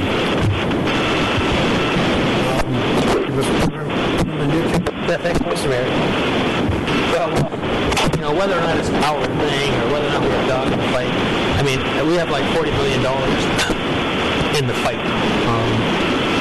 I don't think that, we're going to talk later on about an issue at Sandy Beach Park, and I think when the community doesn't think that their concerns have been heard, or they want to just ask questions about that, well, we can't get a ferry system to work out, and we're looking to reduce funds from the state government, and we're looking at a road that's going out there that's not going to do anybody any good in Petersburg. $40 million would go a long way to kind of help things out. I know we're not going to get that $40 million, but yeah, we do have a dog in the fight. That road, I brought it up, like Bob said earlier, about having it so that we could access it. I mean, that stretch of water out there is a real nasty stretch of water, as you well know. And, but yeah, we just can't, let it roll on by. Everybody is talking about the public process, and, I think Senator Stedman and the rest of the, DOT guys, I don't want to throw the DOT guys into the political argument, but, I think Senator Stedman kind of, he's been reluctant to come here and talk about it. And I just think that if he was to come to the community or have a Zoom meeting or whatever and chat about it, hopefully some of these people's concerns would be mitigated. But it doesn't sound like the questions have been answered. That's, Thank you. Any other Assembly members have comments? Yes, I do. Okay, Member Tremblay. Thank you. I was able to hear some of Member Norham's comments. Is there not a microphone available for him to use just for future comments that time? Or maybe he can call in and still be in the room, but also on the line for us. But I was trying to say that since the Assembly brought this up last, we've actually received, there was a door-to-door survey conducted by a council member in Cake that found that 80% of the local population opposed it there. But given the state of governance through various entities representing them, people were misrepresenting the popular opinion on that to the larger topic. And given that it does go into Kupreanof, which is part of our borough, and the city of Kupreanof has repeatedly told the borough assembly that they stand in opposition to this, and that it is our senators who are state senators who fight case with residents attempting to use that road for recreation and hunting and subsistence, as logic behind the road. That is where all those things to add up to us giving our input. And I think having a very basic understanding of the purpose of the road and the impact statement, I think the people have mentioned, is basic due diligence, again, with a project of this scale. Thank you. Member Gensinger, do you have an input? Yes, I do. This is a project that's been on the books off and on for over 10 years, and it's never been a really good idea. At one point, we did call for a road connection all the way to Petersburg, but the way that this project exists now just doesn't make any sense. It doesn't really further any transportation objectives. It doesn't make it easier for people from Cape to get back to town. It's a lot of money without getting a whole lot of benefit. And I don't see the problem with getting some more information about this, and maybe there's some stuff that I've missed in our research has been offered over the years. And so I would like to see something, because I really think that I agree with Representative City Member Manchin that, we just need to be good stewards of the public's money, and this is one way we can do it. Okay, if there's no other input or assembly members, I will express my thoughts. One, as I see this resolution as a statement to try to stop the Cake Road. I support the road project for the public to know. I see economic benefits from the road, from the construction phase and into the future. The construction phase will bring money into the Cake communities, the Petersburg and Cake communities. Hewitt plans to hire some local hires. They will advertise in the spring, is what I was told. For some of the workers, including laborers, truck drivers, and possibly equipment operators, they will advertise. Davis-Bacon wages will be paid on this job. For a laborer, that rate is $61 an hour currently. So the job laborer will potentially make over $100,000 at that wage scale with the proposed length of the job. That money could potentially, some of it, come to Petersburg. Hewitt has committed to hire a local landing craft and its crew hauling freight and fuel to Portage Bay from Petersburg. They've already been used to haul freight. It's the Rutia, owned by Chase Bell and his wife. That brings money to Petersburg. They've been shopping at grocery stores, in Napa, and Hamlin Rico. This money comes to Petersburg. For the future, I see the opportunity for tourism, with Cake residents shopping and using Petersburg businesses when the road is complete. Hamlin Rico Pharmacy, Fuel Dock, Clinic, etc. This road will also make it more affordable for the construction and operation and maintenance of the power line connecting Cake to the southeast grid, if that was ever to happen. This is the route. The road route is the same route that was chosen by the Cake Petersburg Intertide Steering Committee, which I was part of years ago. People conducted the study. This was the route they chose. I view this project from Cake to 12 Mile Creek as a start to get the road closer to Petersburg. I also see it as a similar transportation link like out on Mitkoff Highway at Banana Point. Another potential job that could come into play would be ferrying people from 12 Mile to Petersburg. So there's a lot of opportunities if people look at the positive side of this. I have more to say, but I'm just, those are my feelings. So I will be not supporting this resolution. Member Muti. Thank you, Mr. Mayor. Yeah, I'm not voting for this resolution to stop it. I'm just trying to, get some clarification as to what it all means for Petersburg and Cake. I mean, it'd be great if I could have somebody explain that statement to me that you just read so that the community understood it and appreciate it and what that road is going to do for the community. Right now, I don't. The comments that we're getting from the community, I don't think they have a clear idea of how much it'll benefit the local economy. And I think once those benefits are shared with the rest of the community, I think they'll get on board. But yeah, I'm not voting on it to stop it. I'm just voting on it because people have some questions about where this money is being spent and how it's being spent. Thank you. I'm going to just respond to the Mr. Mayor. Resolution potentially being an avenue to stop the road. Some of the testimony that we as assembly members received that won't be on today's agenda because the people didn't call in, and actually one commenter said, if we scream loud enough, this can stop the road.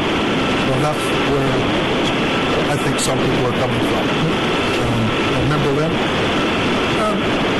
Going back to what Assemblyman Mucci says, he makes a point, but if you look at the letter, that resolution goes way beyond. If we're simply asking for more information, that's one thing. But if you look at all the points in that resolution, that comes out of different places. Member Kinsinger, did I hear your voice on the phone? Yes, you did. I agree with Jeff. I mean, the last time that we had a lot of information about this project was when Federal Highways was here in town, and they did a pretty exhaustive report on this road. And just for your information, or for somebody's information, Federal Highways, rarely, I mean, I cannot find one road project that they did not get behind in the last 10 years. So they don't have a record of going against road projects. This was one that they said didn't make a whole lot of sense. And they would not give us federal money for this project. Now, after that happened, this project came back to life again, and it got reconfigured because they were trying to get the most amount of road they could get for $40 million because they didn't have enough money, and they knew that when they originally started this project. It was all based upon eagerness of every federal dollars to build a connection all the way to Petersburg. And so when we lost the federal money, yes, it would be nice to have a road all the way, but we don't have enough money to do that. So I think the best thing to do is to put this money back in the kitty. I understand there's some job losses and potentials, but it's not an example of good governance and a good way to be spending public money, particularly now when money is so extremely tight in the state. And although it will have some harm on some people that could have gotten these projects in the community, I think in the long run, it's better off if I take a second look at this, and hopefully Senator Sedman and the staff, and I just want some clarification on what the vision is. Are they using this as step A in a project for a longer project, and this is all we can build, or are they looking at this as being the end of the project? And that's never been really answered clearly in my mind. So I'd like to see that question answered. Any other comments? Member Norheim? Hear me, this seat's better. This one. Fun. It seems to be working. All right. Well, is he coming in third? If we're going to ask, is this the beginning of further steps of the project? We'll do that with literally any road ever made.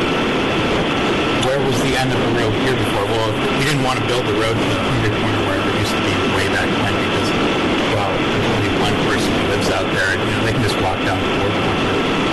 Where does it end? You can go, and then we have to leave all the way out to Rookery or Blackery, sorry. We just keep going and going, and then, where does that go? Are we going to build a road that goes all the way around the island at some point? Well, what was the point in building the road all the way out? For a boat launch? For what? Just to keep? There are no shops up there. It's just an expenditure of funds. And that's what you can do here. But again, I go back to, it's not our road. It's the Cape Road.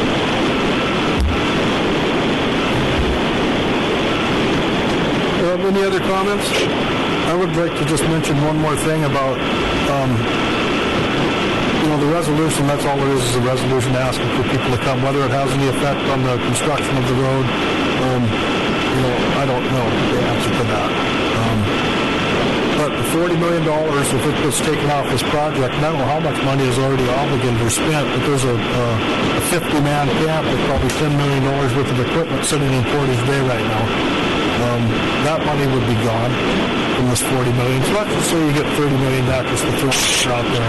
That goes back in the pool of the state, and if it does legitimately have to be used for roads and resources, what I've been told from people that know this information, the people from Stedman's office and our lobbyists, etc., the money will more than likely be reallocated to a road project in the rail belt. That's just the way the legislature is stacked. For rural Alaska, we don't have the votes to get this money back. So if that's what we want to do, is see the money go somewhere else for a job, that's fine. But that's just my position on what could happen to the money. It will disappear from our district. So if there's no other comments, I would ask the clerk to call the roll. Dave? Yes. Mark? No. Bob? No. Jeff? Yes. Jay? Yes. Taylor? No. Chelsea? Okay, the resolution passes with 3 members opposed, Member Norheim, Member Lynn, and Mayor Jensen. That brings us to the next item on the agenda, which is Resolution 2020-22, the resolution approving the expenditure of $100,000 from the CARES Act Special Revenue Fund for economic support to businesses harmed by the continuing COVID-19 public health emergency. If approved, Resolution 2020-22 will provide $100,000 of the Borough's CARES Act Special Revenue Fund for a second round of economic support to local businesses harmed by the continuing COVID-19 public health emergency. Round 2 has slightly different eligibility criteria. The demonstrated loss is reduced to 15% from 20% in the first round. Excuse me. And a business must either have been licensed by the state or registered with the Finance Office by March 11, 2020. So I'd entertain a motion to approve Resolution 2020-22. Move. Second. Motion made by Member Lynn, seconded by Member Mucci. Discussion. Yes, sir. Member Mucci. Yeah, thank you, sir. So, I'm not sure who can answer this. I probably know the answer, but this is an addition. This is lowering the guidelines for additional applicants on top of the $500,000 that the borough already passed. Correct. Okay. Not on top of it, includes, it's within that $500,000 guideline. My understanding. This is money left over from the first round? It wasn't total, I thought. I don't have an answer to that. Manager Giesbeck, do you have an answer to that? Is this an additional $100,000 to the first $500,000 of local business grants, or is this part of balance from the first $500,000? Mayor Jensen, this is Steve. I believe this is additional $100,000. The hospital did not use the money that the assembly gave it, and it came back to the borough, and we had some businesses that missed out on the initial $500,000 because of the eligibility requirements. So this one lowers those eligibility requirements, try to pull in some of those other businesses and adds that money to it. Mr. Mayor? Yes. Mr. Mayor? This is Luke Cabrera.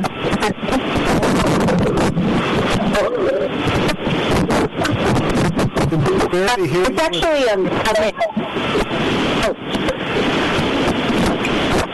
how about now? Is that better? Better. Okay. It's actually a mix. It's a portion of it is left over from the $500,000, and then we'll add a little bit more to bring it up to $100,000. So it's probably 50-50 around there. Okay, so then I have a question. If we do the utility subsidy for $500,000 and plus this $100,000, what will our balance roughly be in our money?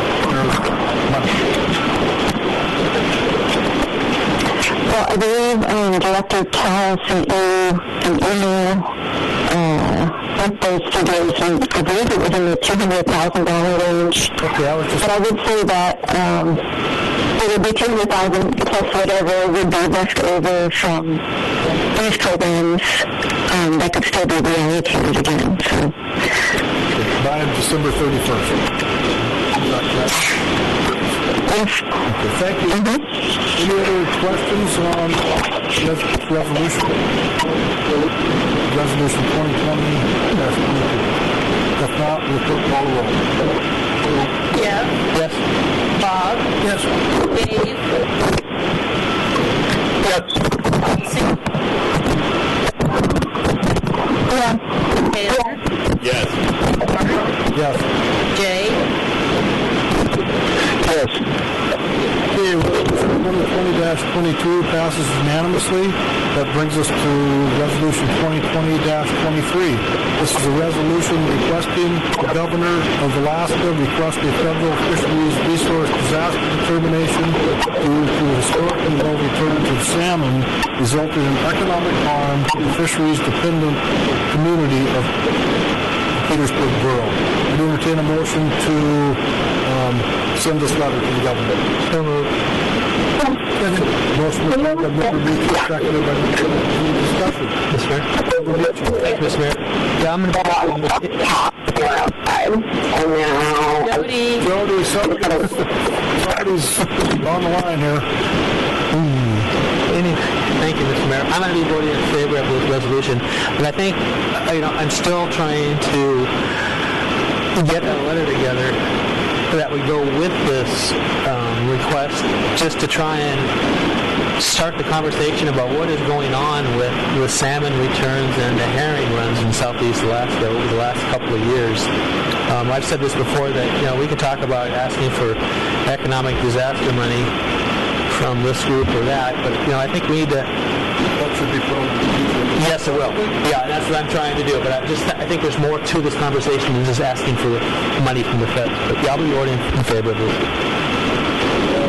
Any other comments by Member Lynn? Or we just scratching your head? Member Norton? Oh, he was. Any We're other? talking about something that wasn't. It wasn't this. Right. It's in addition to this. Any other assembly members on the phone have any comments? Any? Okay. Will the clerk please call the roll? Mark? Yes. Chelsea? Yeah. Taylor? Yes. David?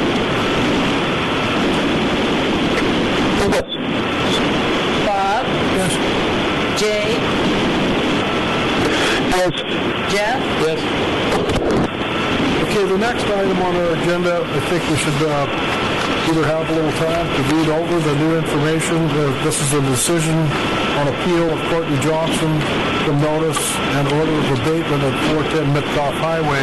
And I thought I noticed there was some numbers missing when I looked at the agenda on my iPad, and there was 2 pages, page 2 and page 4. So they were not given to us until partway through this meeting. Does the Assembly feel we should read that and then proceed, or what would the harm be to have this at our next meeting on the 16th?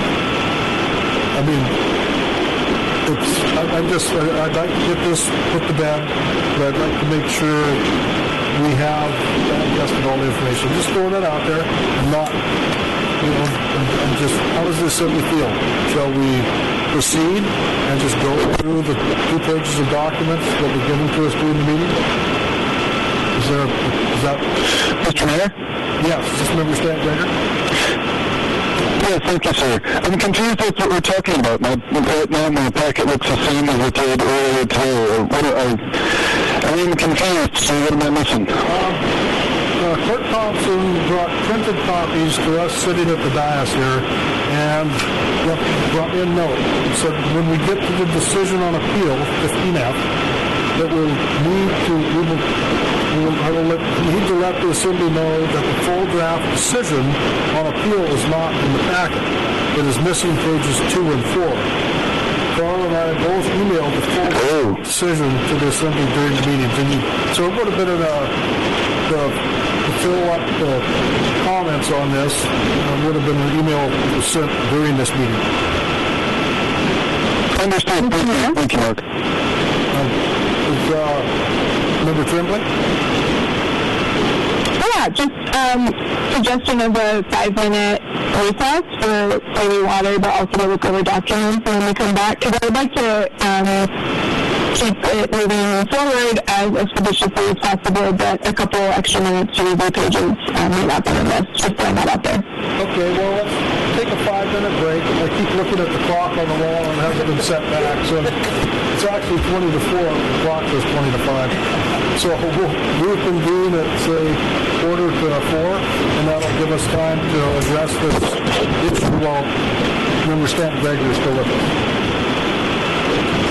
See you in 5 minutes. Any time to look over the list of information yet?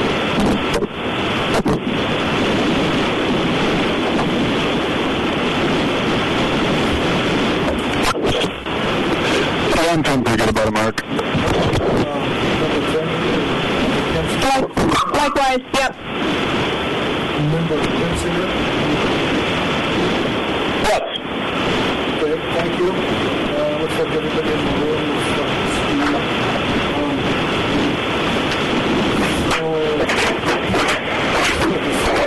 On appeal of Fort Johnson, some notice order and date up before getting that done right.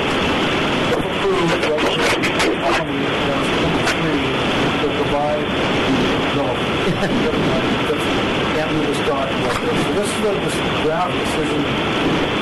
I would like to make a motion to approve this decision. So moved. Second. Okay, that is time for discussion. We held a public hearing on this, or a hearing with the owner of Johnson for Shen with the highway. We have a chance to present facts, Mr. Begeman present facts of the borough, and accordingly, all this information needs to be gone through the appeal file of the owner from the utility director's August 3rd, 2020 notice of order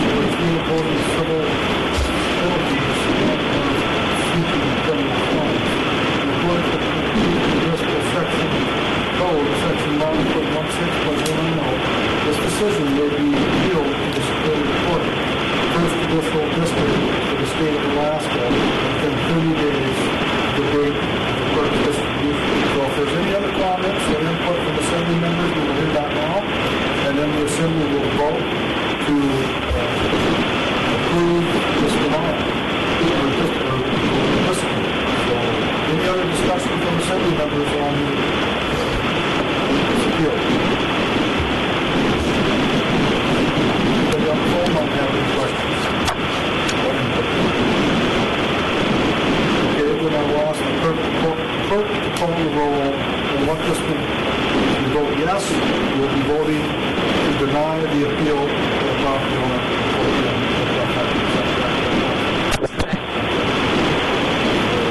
Clerk, call the roll.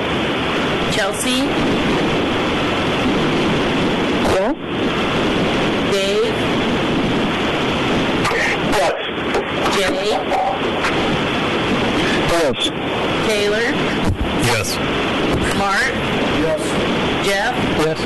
Bob, Yes. Okay, so the appeal has been officially denied, and the clerk will process the vote.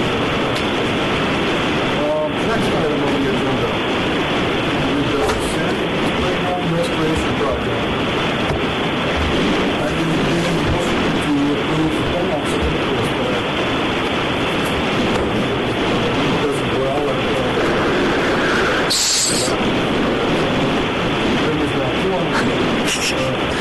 So moved. So moved. So good. Okay, thank you. Motion. Second. Okay, discussion on approval of plans. Sure, Mr. Mayor, if you may. Thank you, sir. Let's see, the notes pulled up. I'll start from last Friday when I thanked Tracy Craig for sending me a copy of the audio of the Zoom Parks and Rec meeting. I appreciate her doing that after I was in Friday, so big thank you to Tracy. And here's what I took from it. One is that this board is obviously highly invested in Sandy Beach and the community park and the community property, and I think they answered all of this. One thing also jumped out at me, though, was this project, predates that board by a lot. If I went back in time, approximately 2 years ago, I was out there at the beach with the kids. It's a place I frequent a lot, and I bumped into the former Parks and Rec director, Chandra, and then Steve Whitman, I that the boy was getting out of the park business because that park had, as they pointed out, needed to be retired, as no longer up to code. And kind of walked me through the process of what, showing this had happened, which is trending up at Rotary.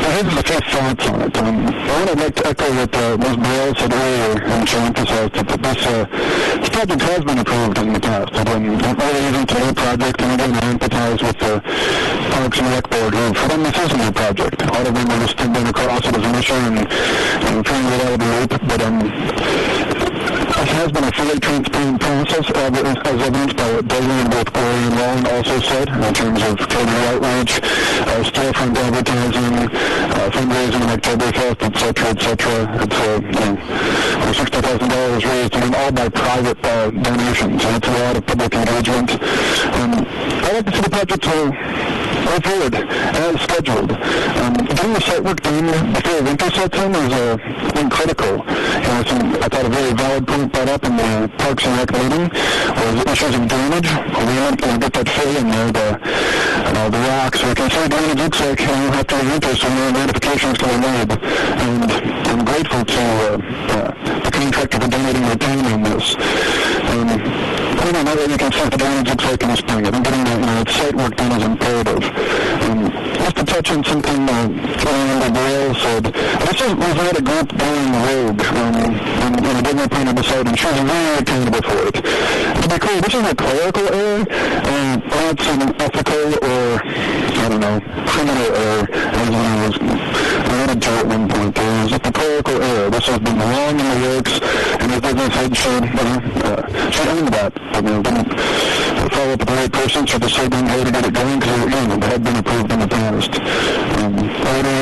I've been involved in the park for a long time. And one thing to add on to that is, if we weren't ready to go forward on this, the board doesn't have the money. I thought County Member Amber Dale, who called on, was spot on. Our resources right now made the gates are getting that pool up and running.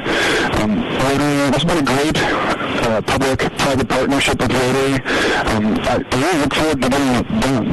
We're going to approved already, and I really want to start that going. And again, just to validate the Parks and Rec Board, I really know they come out of the game on this, and I would like to see us approving this right now and having Rotary continue to work with Parks and Rec, and Forest Service has been mentioned in terms of which trees and how to remove, and I've seen Chris Cotta's memo on tree removal as the tree removal traders all the time. And I'd like to see that partnership continue to move forward and trust that Rotary and Parks and Rec Board will work together as we move forward. But again, just in closing, I think the President said something, we need to get the site work done. As President pointed out, the equipment's not going to be there for a long time. There's still a lot of fundraising to be done. It's just the first step, and I look forward to the process moving forward from here. Thanks, that's all. Okay, any other input from other assembly members? Member Norham? Yes. Okay, Member Norham, and then you, Member Tremblay. This particular one was, I decided to ask some experts on playgrounds, my kids and my nephews. I asked if they would like to have a playground sooner rather than later. They went with sooner, especially since the slides and the swings are gone now. So it's about as in-depth as I went on this. I'm not an arborist or know much about trees other than their great firewood. But the kids want a playground. There really isn't anywhere for them to go. The sooner you can get them a new playground, the better. And those are my thoughts on that. Any other comments? Member Tremblay. Thank you. Yeah, I'm planning on voting out against this just because I'll back up. I fully support the park and I want a park there. And I'm very excited for this level of community participation and engagement on this topic. And I'm very grateful to the volunteers of all parties involved for their passion in this. My issue was with this is that lack of a work session prior to any work being done. Again, I know the timing of this confluence is quite dramatic. For the new board coming in with people already working on the plan, but there is no detailed blueprint. The detailed blueprint that has been presented is not actually final. There has not been a clear articulation of the phase 1, 2, and 3 as presented to the Parks Board, as I understand it. I have not had time to listen to the full audio of the meeting. I apologize. I just touched base with many members of the board as well as members of the public on this. So that's just kind of where I'm coming from, that the advisory board, which was set up to be our interface on this, has asked for more time, and I believe in giving it to them, because again, this is not just removal. This in front of us right now includes removal and trimming of trees and installation of playground equipment that has not been fully understood to be what the legal requirements are that they'll need to meet. We don't know for sure how they will meet that yet. So my conversation with the board member, as well as just blanket other site preparation as needed. I don't see that as being appropriate right now, given the state of the plans as they have been presented to us. But again, if we are to be relying on advisory boards to fulfill their role within this, I see them as trying to do that, and I don't think that it will overall be that much of a delay. Again, I do really want to see this project happen. I want to see this happen, and there are, to be fair, multiple other playgrounds around the community. I'm grateful that they were able to take down a playground that was out of compliance, because that is not great for us as a public space to be offering that, and I'm looking forward to seeing what can come together with all these different parties together on this really important goal. And I'm, again, very grateful to everybody for their passion that they brought to this topic. Okay, thank you, Member Lynn. Thank you. I want to thank Desi and Rotary and all those folks who have worked on this. This really is a community project, and it's been going on for 2 years. If you go back and look at the website that's up on this. And so, stop now is wrong. Continue. Yeah, there's mistakes made, and any community project you do, you can find mistakes, but let's let it continue. But I specifically want to talk about the trees there. We don't need an arborist. We don't need a landscape architect. We need to cut a few trees there. I went out and looked the other day, and there are hazard trees there, and those, in my mind, are not up for negotiation. They need to be cut. And they need to be cut sooner the better, because soon we'll come to the point that we'll just need to close that area down because the liability and risk is too high. So I think in that respect, we need to continue and cut the trees that we need to cut and continue with the project. Thank you. Any other input? Sure. Thank you, Mr. Mayor. I agree on both of these arguments that we're talking about, or perspectives that we're having, but, last week or 2 weeks ago, we just appointed 3 or 4 people to the Parks and Recreation Board. Nobody wanted to be on the Parks and Recreation Board other than Brian Richards. He ran for office, and he's on there, and all the rest of these folks got on there, and they're looking at a bunch of different issues between Sandy Beach, helping with the director's hire and the pool. I think we need to be really careful about picking and choosing what advisory boards say to us. The advisory board met last week, and I just sat in and listened to it, and all 5 members of the board decided just to kind of take a little bit of time and look at all the issues. And I don't see any big controversy in waiting 4 weeks, having a public meeting with, members of the Rotary to make sure we understand what everybody is trying to accomplish here. When I listened into the meeting, I could tell people were polarized right off the start. People were talking about they felt disrespected, this, that, the other. And that's just wrong. I mean, we need to kind of work together. I think everybody wants the park, and I think they want the playground, but I think we need to kind of sort it out and figure out how we can come to common ground. We talked about the slides and the swings, they're gone. Well, they're not gone. They're laying over in a pile in the brush, and it's kind of a mess out there. One way or the other, we need to kind of clean it up so that it isn't a hazard. But the trees, there's probably, Member Lynn's probably correct, there are some trees that need to be looked at. I mean, the Borough is looking at a big liability if something falls down and hits a kid down there. And I get that. I'm all for that.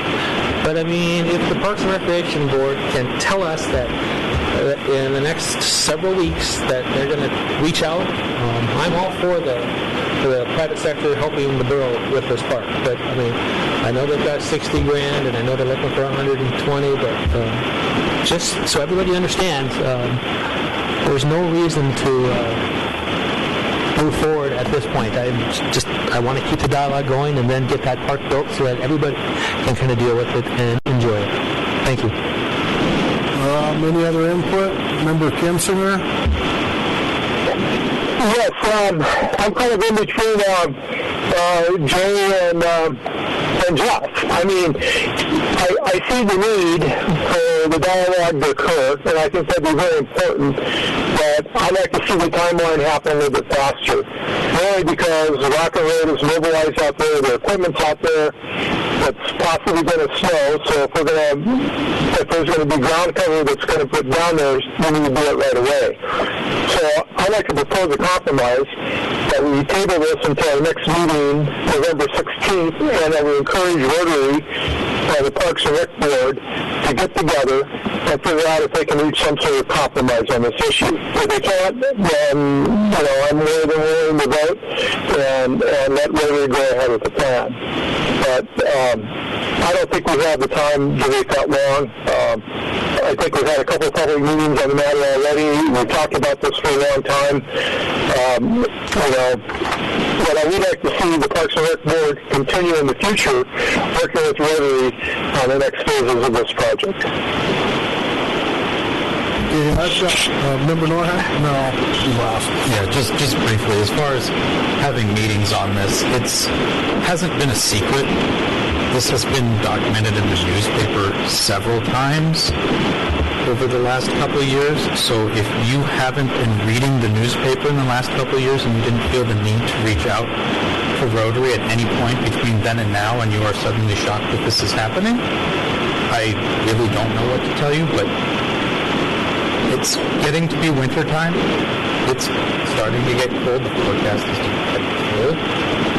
If the ground freezes and then all of a sudden this whole opportunity is shot because, it's not construction season anymore, well, congratulations, you've delayed the project. And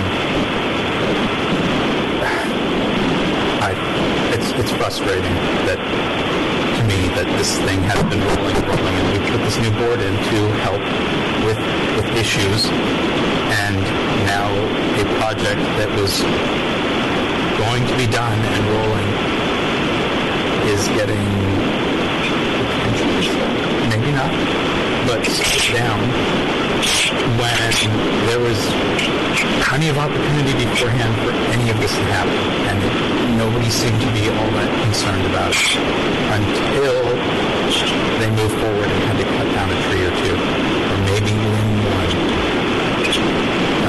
I'm sorry, but the safety of the children is more important than some overhanging limbs or a tree, in my opinion.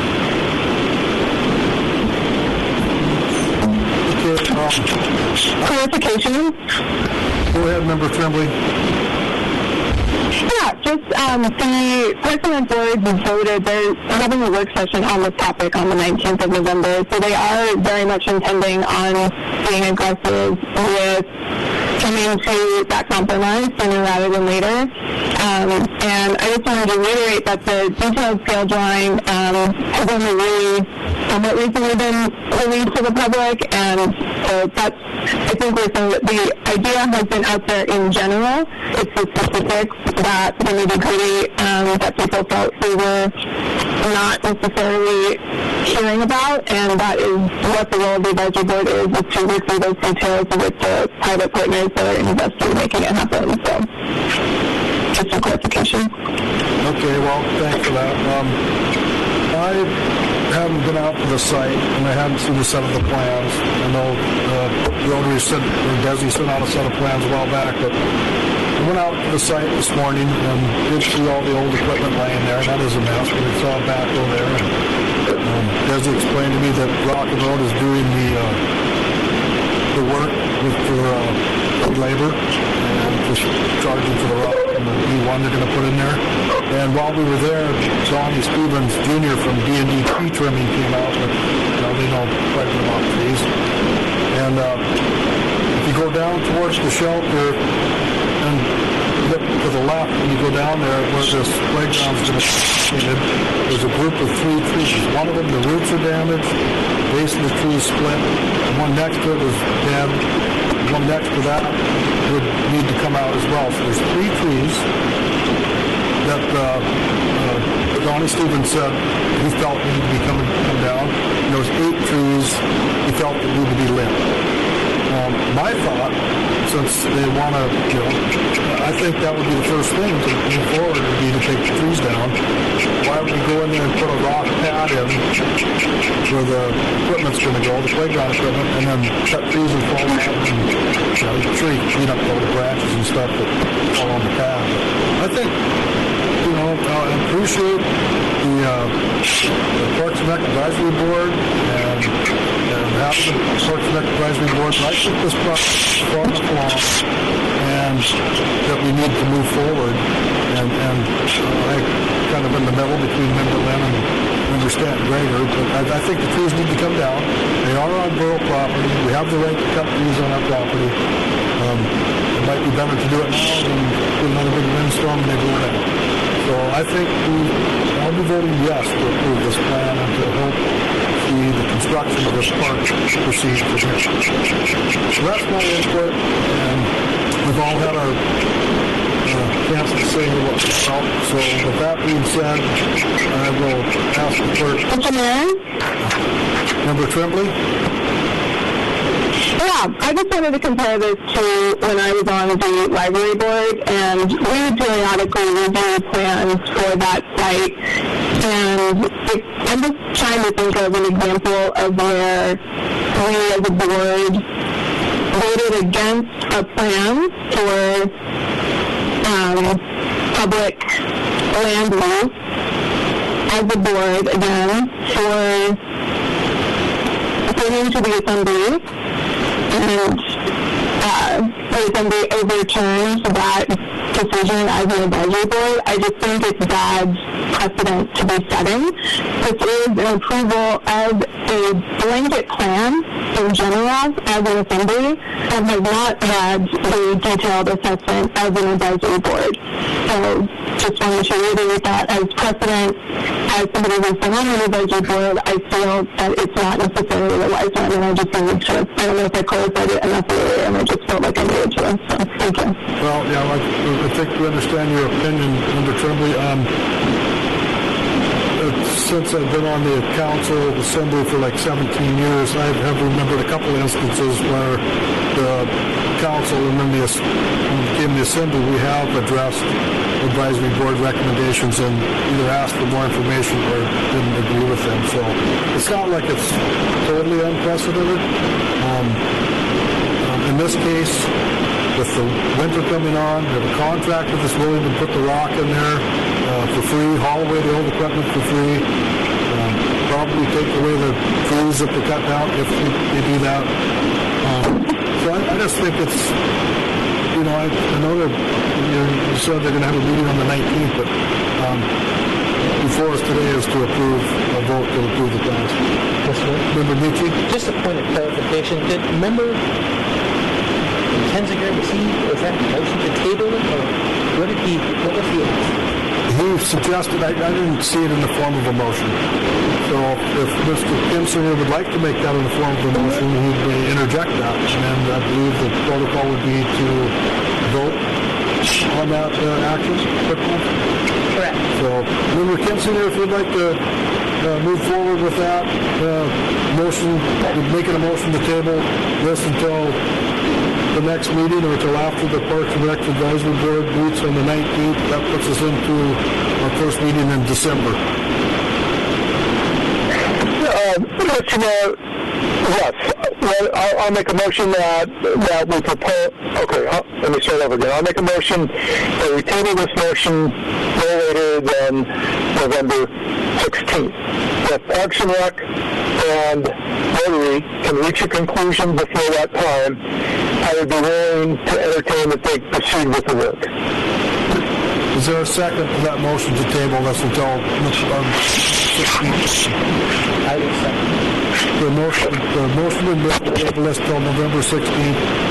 Second's been made by Member Michi. I think we've talked the issue at hand, but if someone wants to discuss this motion to table, I think we know how the city feels about moving forward. Member Norheim. Real quick on this. Just one quick thing if I could. Hold on, Member Stanton. We have Member Norheim as the floor. So, sorry. I know Sounds good. probably not going to have an answer to this question because unless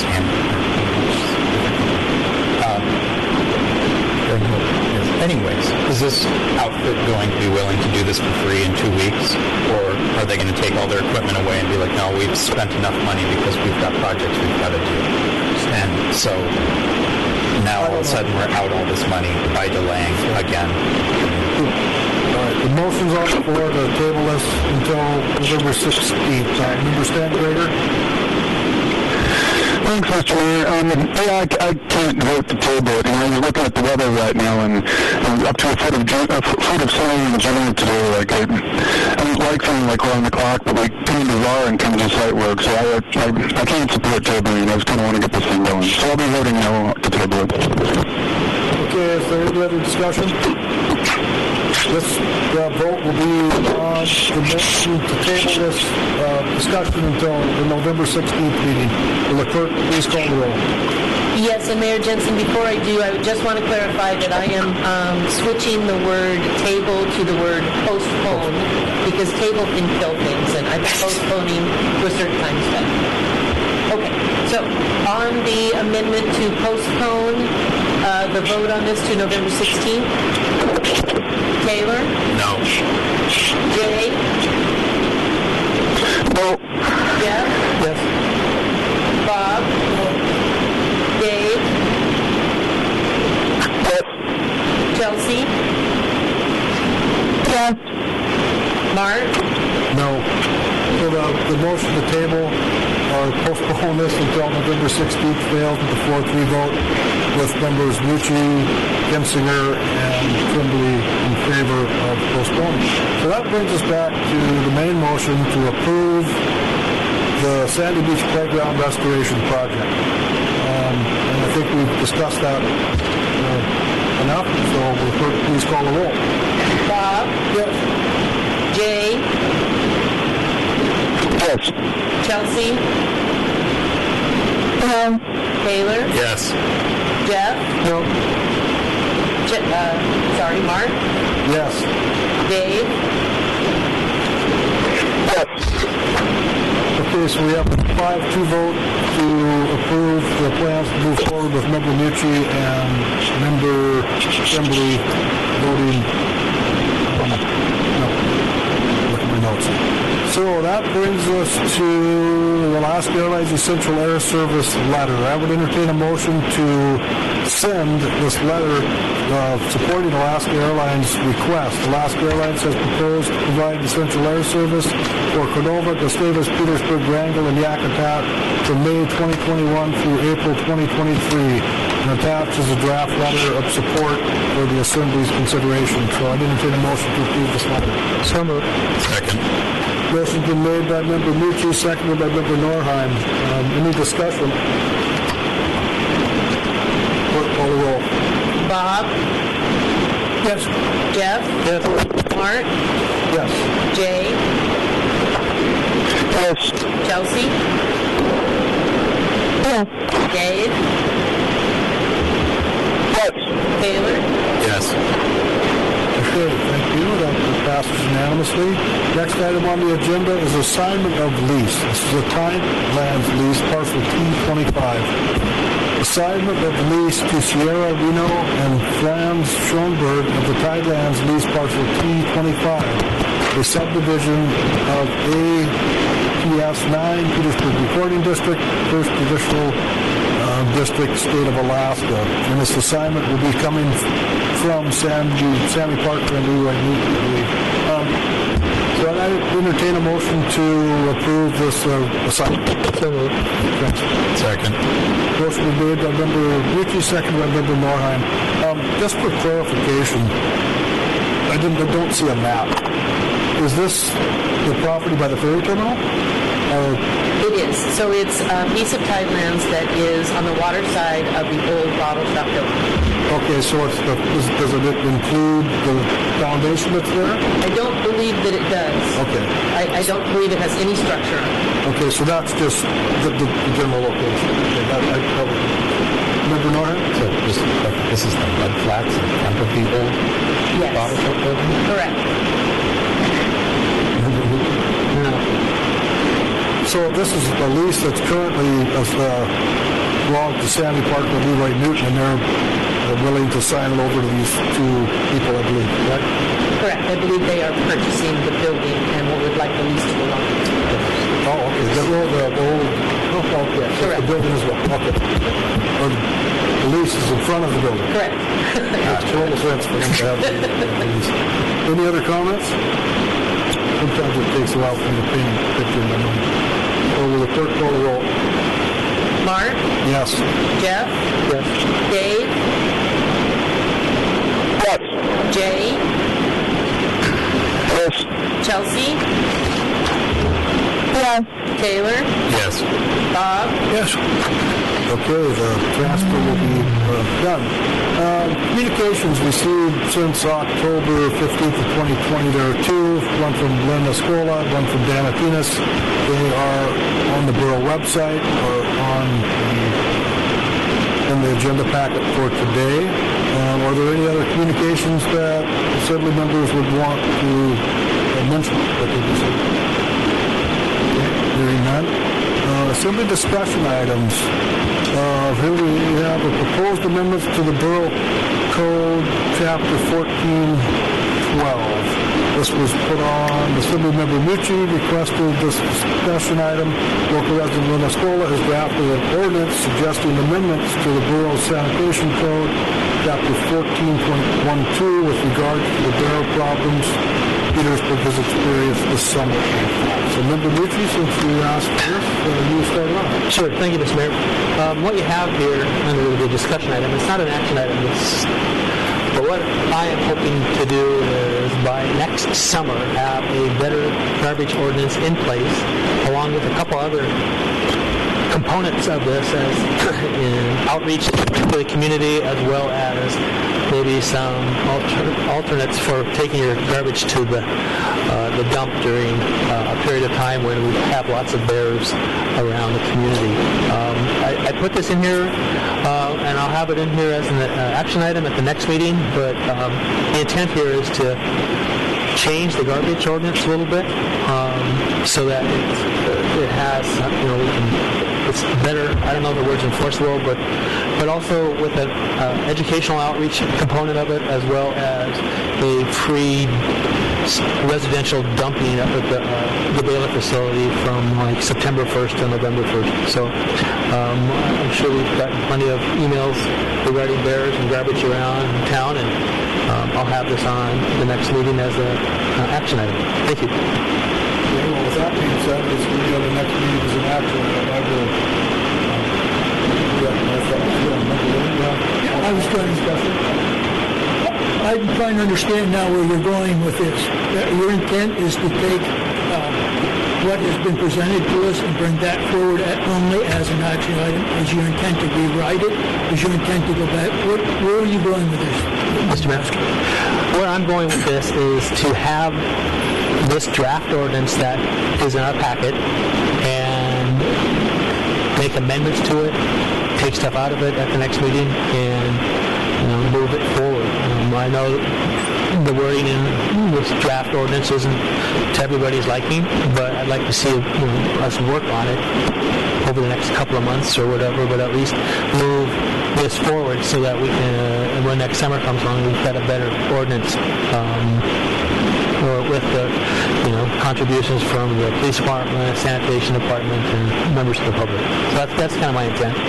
So I would think that before we even put a draft ordinance on the agenda, the attorney would look at the language and pick it apart. Yeah. So that would have to be, I guess we'll just have to ask the clerk to put on the agenda, and then the attorney will look at it. So, and this whole ordinance was drafted by Ms. Linus Gold. Well, I think, Mr. Mayor, I think a lot of it is what we have in place now, but some of it was changed to add some additional language to it. Yeah, I've read through parts of it about the security storage and everything. So. All right. Next item, Assembly Strategic Plan. Assembly Member Michi requested this agenda item. Yeah, Mr. Mayor, I can certainly take this off right now. We can deal with it next week. Okay. Next item, Assembly Member Michi requested discussion of what will need to happen to welcome visitors back to Petersburg for the 2021 season.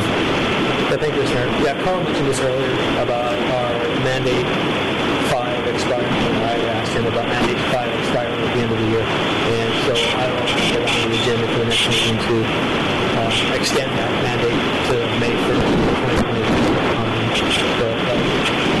People in the visitor industry are telling us that,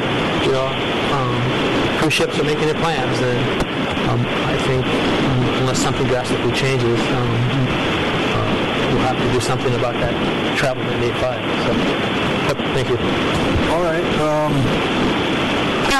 Can I take on this? On this assembly discussion item, Member Trump.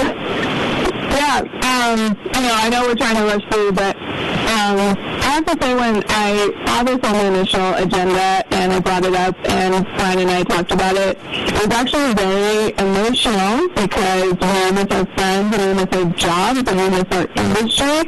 And I don't know what the industry is saying out loud in public, but what they're saying to all of their laid-off employees is how long you get to keep your insurance for, but like no rumor on coming back or no rumor on it. So I'm excited to keep talking about it. I'm excited to dream of what next summer could be, but frankly, until testing, if everybody do test everybody every day until numbers are significantly down, like we're talking about boats that have been laid up for now 9 months that would, in theory, need to have employees back on them within 6 weeks, and these are all people now off in the wings living their own lives. So we're talking like full restaffing, full everything. So I think we need to keep a little asterisk next to what companies might be saying out loud versus what might actually be happening. And I think we have to look at the summer of 2021 with some caution that way. And so that's the exact opposite of what I want to be true. I would like for us to be able to imagine next summer in a much more sunny picture, but frankly it's going to depend a lot on what happens here this week. And so, yeah, that's just my 2 cents on that.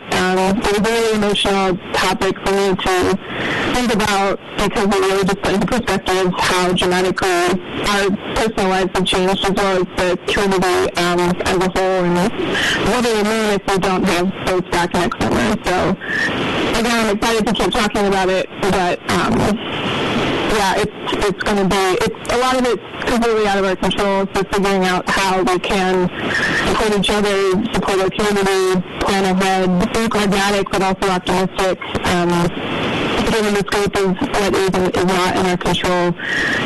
It's quite a dance, so thank you for bringing it up on the agenda. I just wanted to speak to that really quick. Thank you.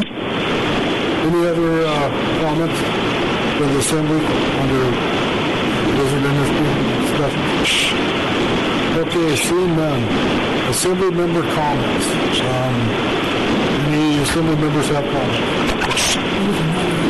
Yeah. Member Mucci has the floor, and Member Tremblay. Yeah, Mr. Mayor, this is under Assembly member comments. Yeah, kind of. I plan to bring forward at the next meeting a change to the mandate 10 at the state mandate about interstate traveling to have it implement more of the interstate traveling mandate for people traveling into Petersburg, requiring testing when they come to Petersburg. Work with city something together. You know, my thought being is we see what happened here last week when the school shut down for a couple of days. We lost 12 girl staff members to go home to take care of their kids, and everybody keeps telling me they want businesses to return to normal. And you heard several people talking about a mask mandate today, and I don't know if I'm there yet. But I mean, if there is a way to test people who are coming into Petersburg to see if they have the virus, then I think we're going to talk about that at depth the next meeting. But I will have something regarding intrastate testing for people arriving in Petersburg at the next meeting. Thank you. Okay, any other Assembly member comments? I would like Member Tremblay. Thank you. It's a civic moment. It is voting tomorrow. It is very exciting. And I just wanted to reiterate something that the state of Alaska has been posting a little bit about, but I know it's hard to get word out there this time about everything. If you were in quarantine or isolation due to COVID and you did not request an absentee ballot, there is a way that you can vote. It is called a special needs ballot. It involves having a personal representative serve as your liaison. That person goes to the polling location, requests a special needs ballot, and brings it to you in isolation and quarantine. And this is the person who would then bring it back to the polling location. It has to be the same person there and back again. It's a little bit detailed, and it's always existed. It's something that is for folks who are homebound for various reasons, and the state of Alaska recently was clarifying that being under isolation for COVID or quarantine qualifies as a sickness for the sake of that purpose. So, again, it takes just a little bit of explaining, but it's worth doing, and you just need your ID, and the person feels it, the poll workers are very helpful and get you there where you need to go with it. But if you have any questions, I'm happy to talk people through that. My cell is 518-0590, or on any topic in general. I'm always here for community conversations. But yeah, I just thought that was important to mention. I had been helping some folks with that process through word of mouth, but I wanted to address it in a broader setting because democracy is great. So thank you. Thank you for that input. That's the information to have out there. Any other assembly member comments? I have one. I just would like to comment on how much easier it is to communicate and recognize assembly members when we're sitting in the assembly chambers. I know this COVID is an issue. I know people are hesitant to come here, but the room is set up where everybody could be over 6 feet away, and I think we would have a better dialogue if we could all be in the assembly chamber. So that will come with time. That's just my comment. That brings us to recognitions. Are there any recognitions? Or did you have another assembly member comment? Recognition. Okay. Thank you, Mr. Mayor. I just want to thank all the people that were involved in the Halloween activities here in town. The fire department, police department, Parks and Rec, members of the Rotary. I mean, there was a lot of people who went to an extra effort to kind of make Halloween, halfway normal. I heard people calling it a holiday. I wasn't quite sure, and then turned into a holiday. But that not being said, it poured down rain, and I think I saw the fire truck going out to pat these to make it happen. And I think that's why we all live here, for the ability to kind of do stuff like this. And I just want to thank everybody who was involved. Thank you. Any other recognitions? Okay, that brings us to an executive session. This executive session is going to be to go over the borough manager's evaluation. We will come out of executive session and take an action to approve or not approve his evaluation. So we're going to hang up from this number. The clerk has sent out another number to call into the executive session. Does everybody have that number that's not sitting in the chambers?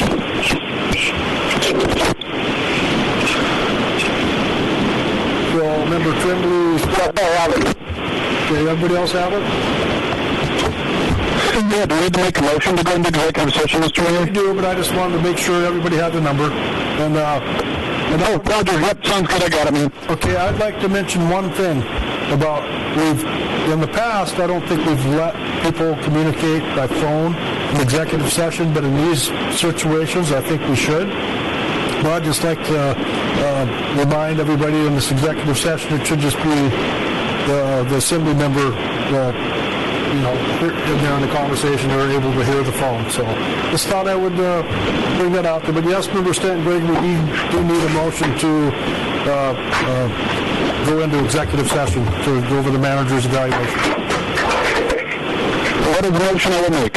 Second. Okay. All those in favor of going into executive session for the manager's evaluation, say aye.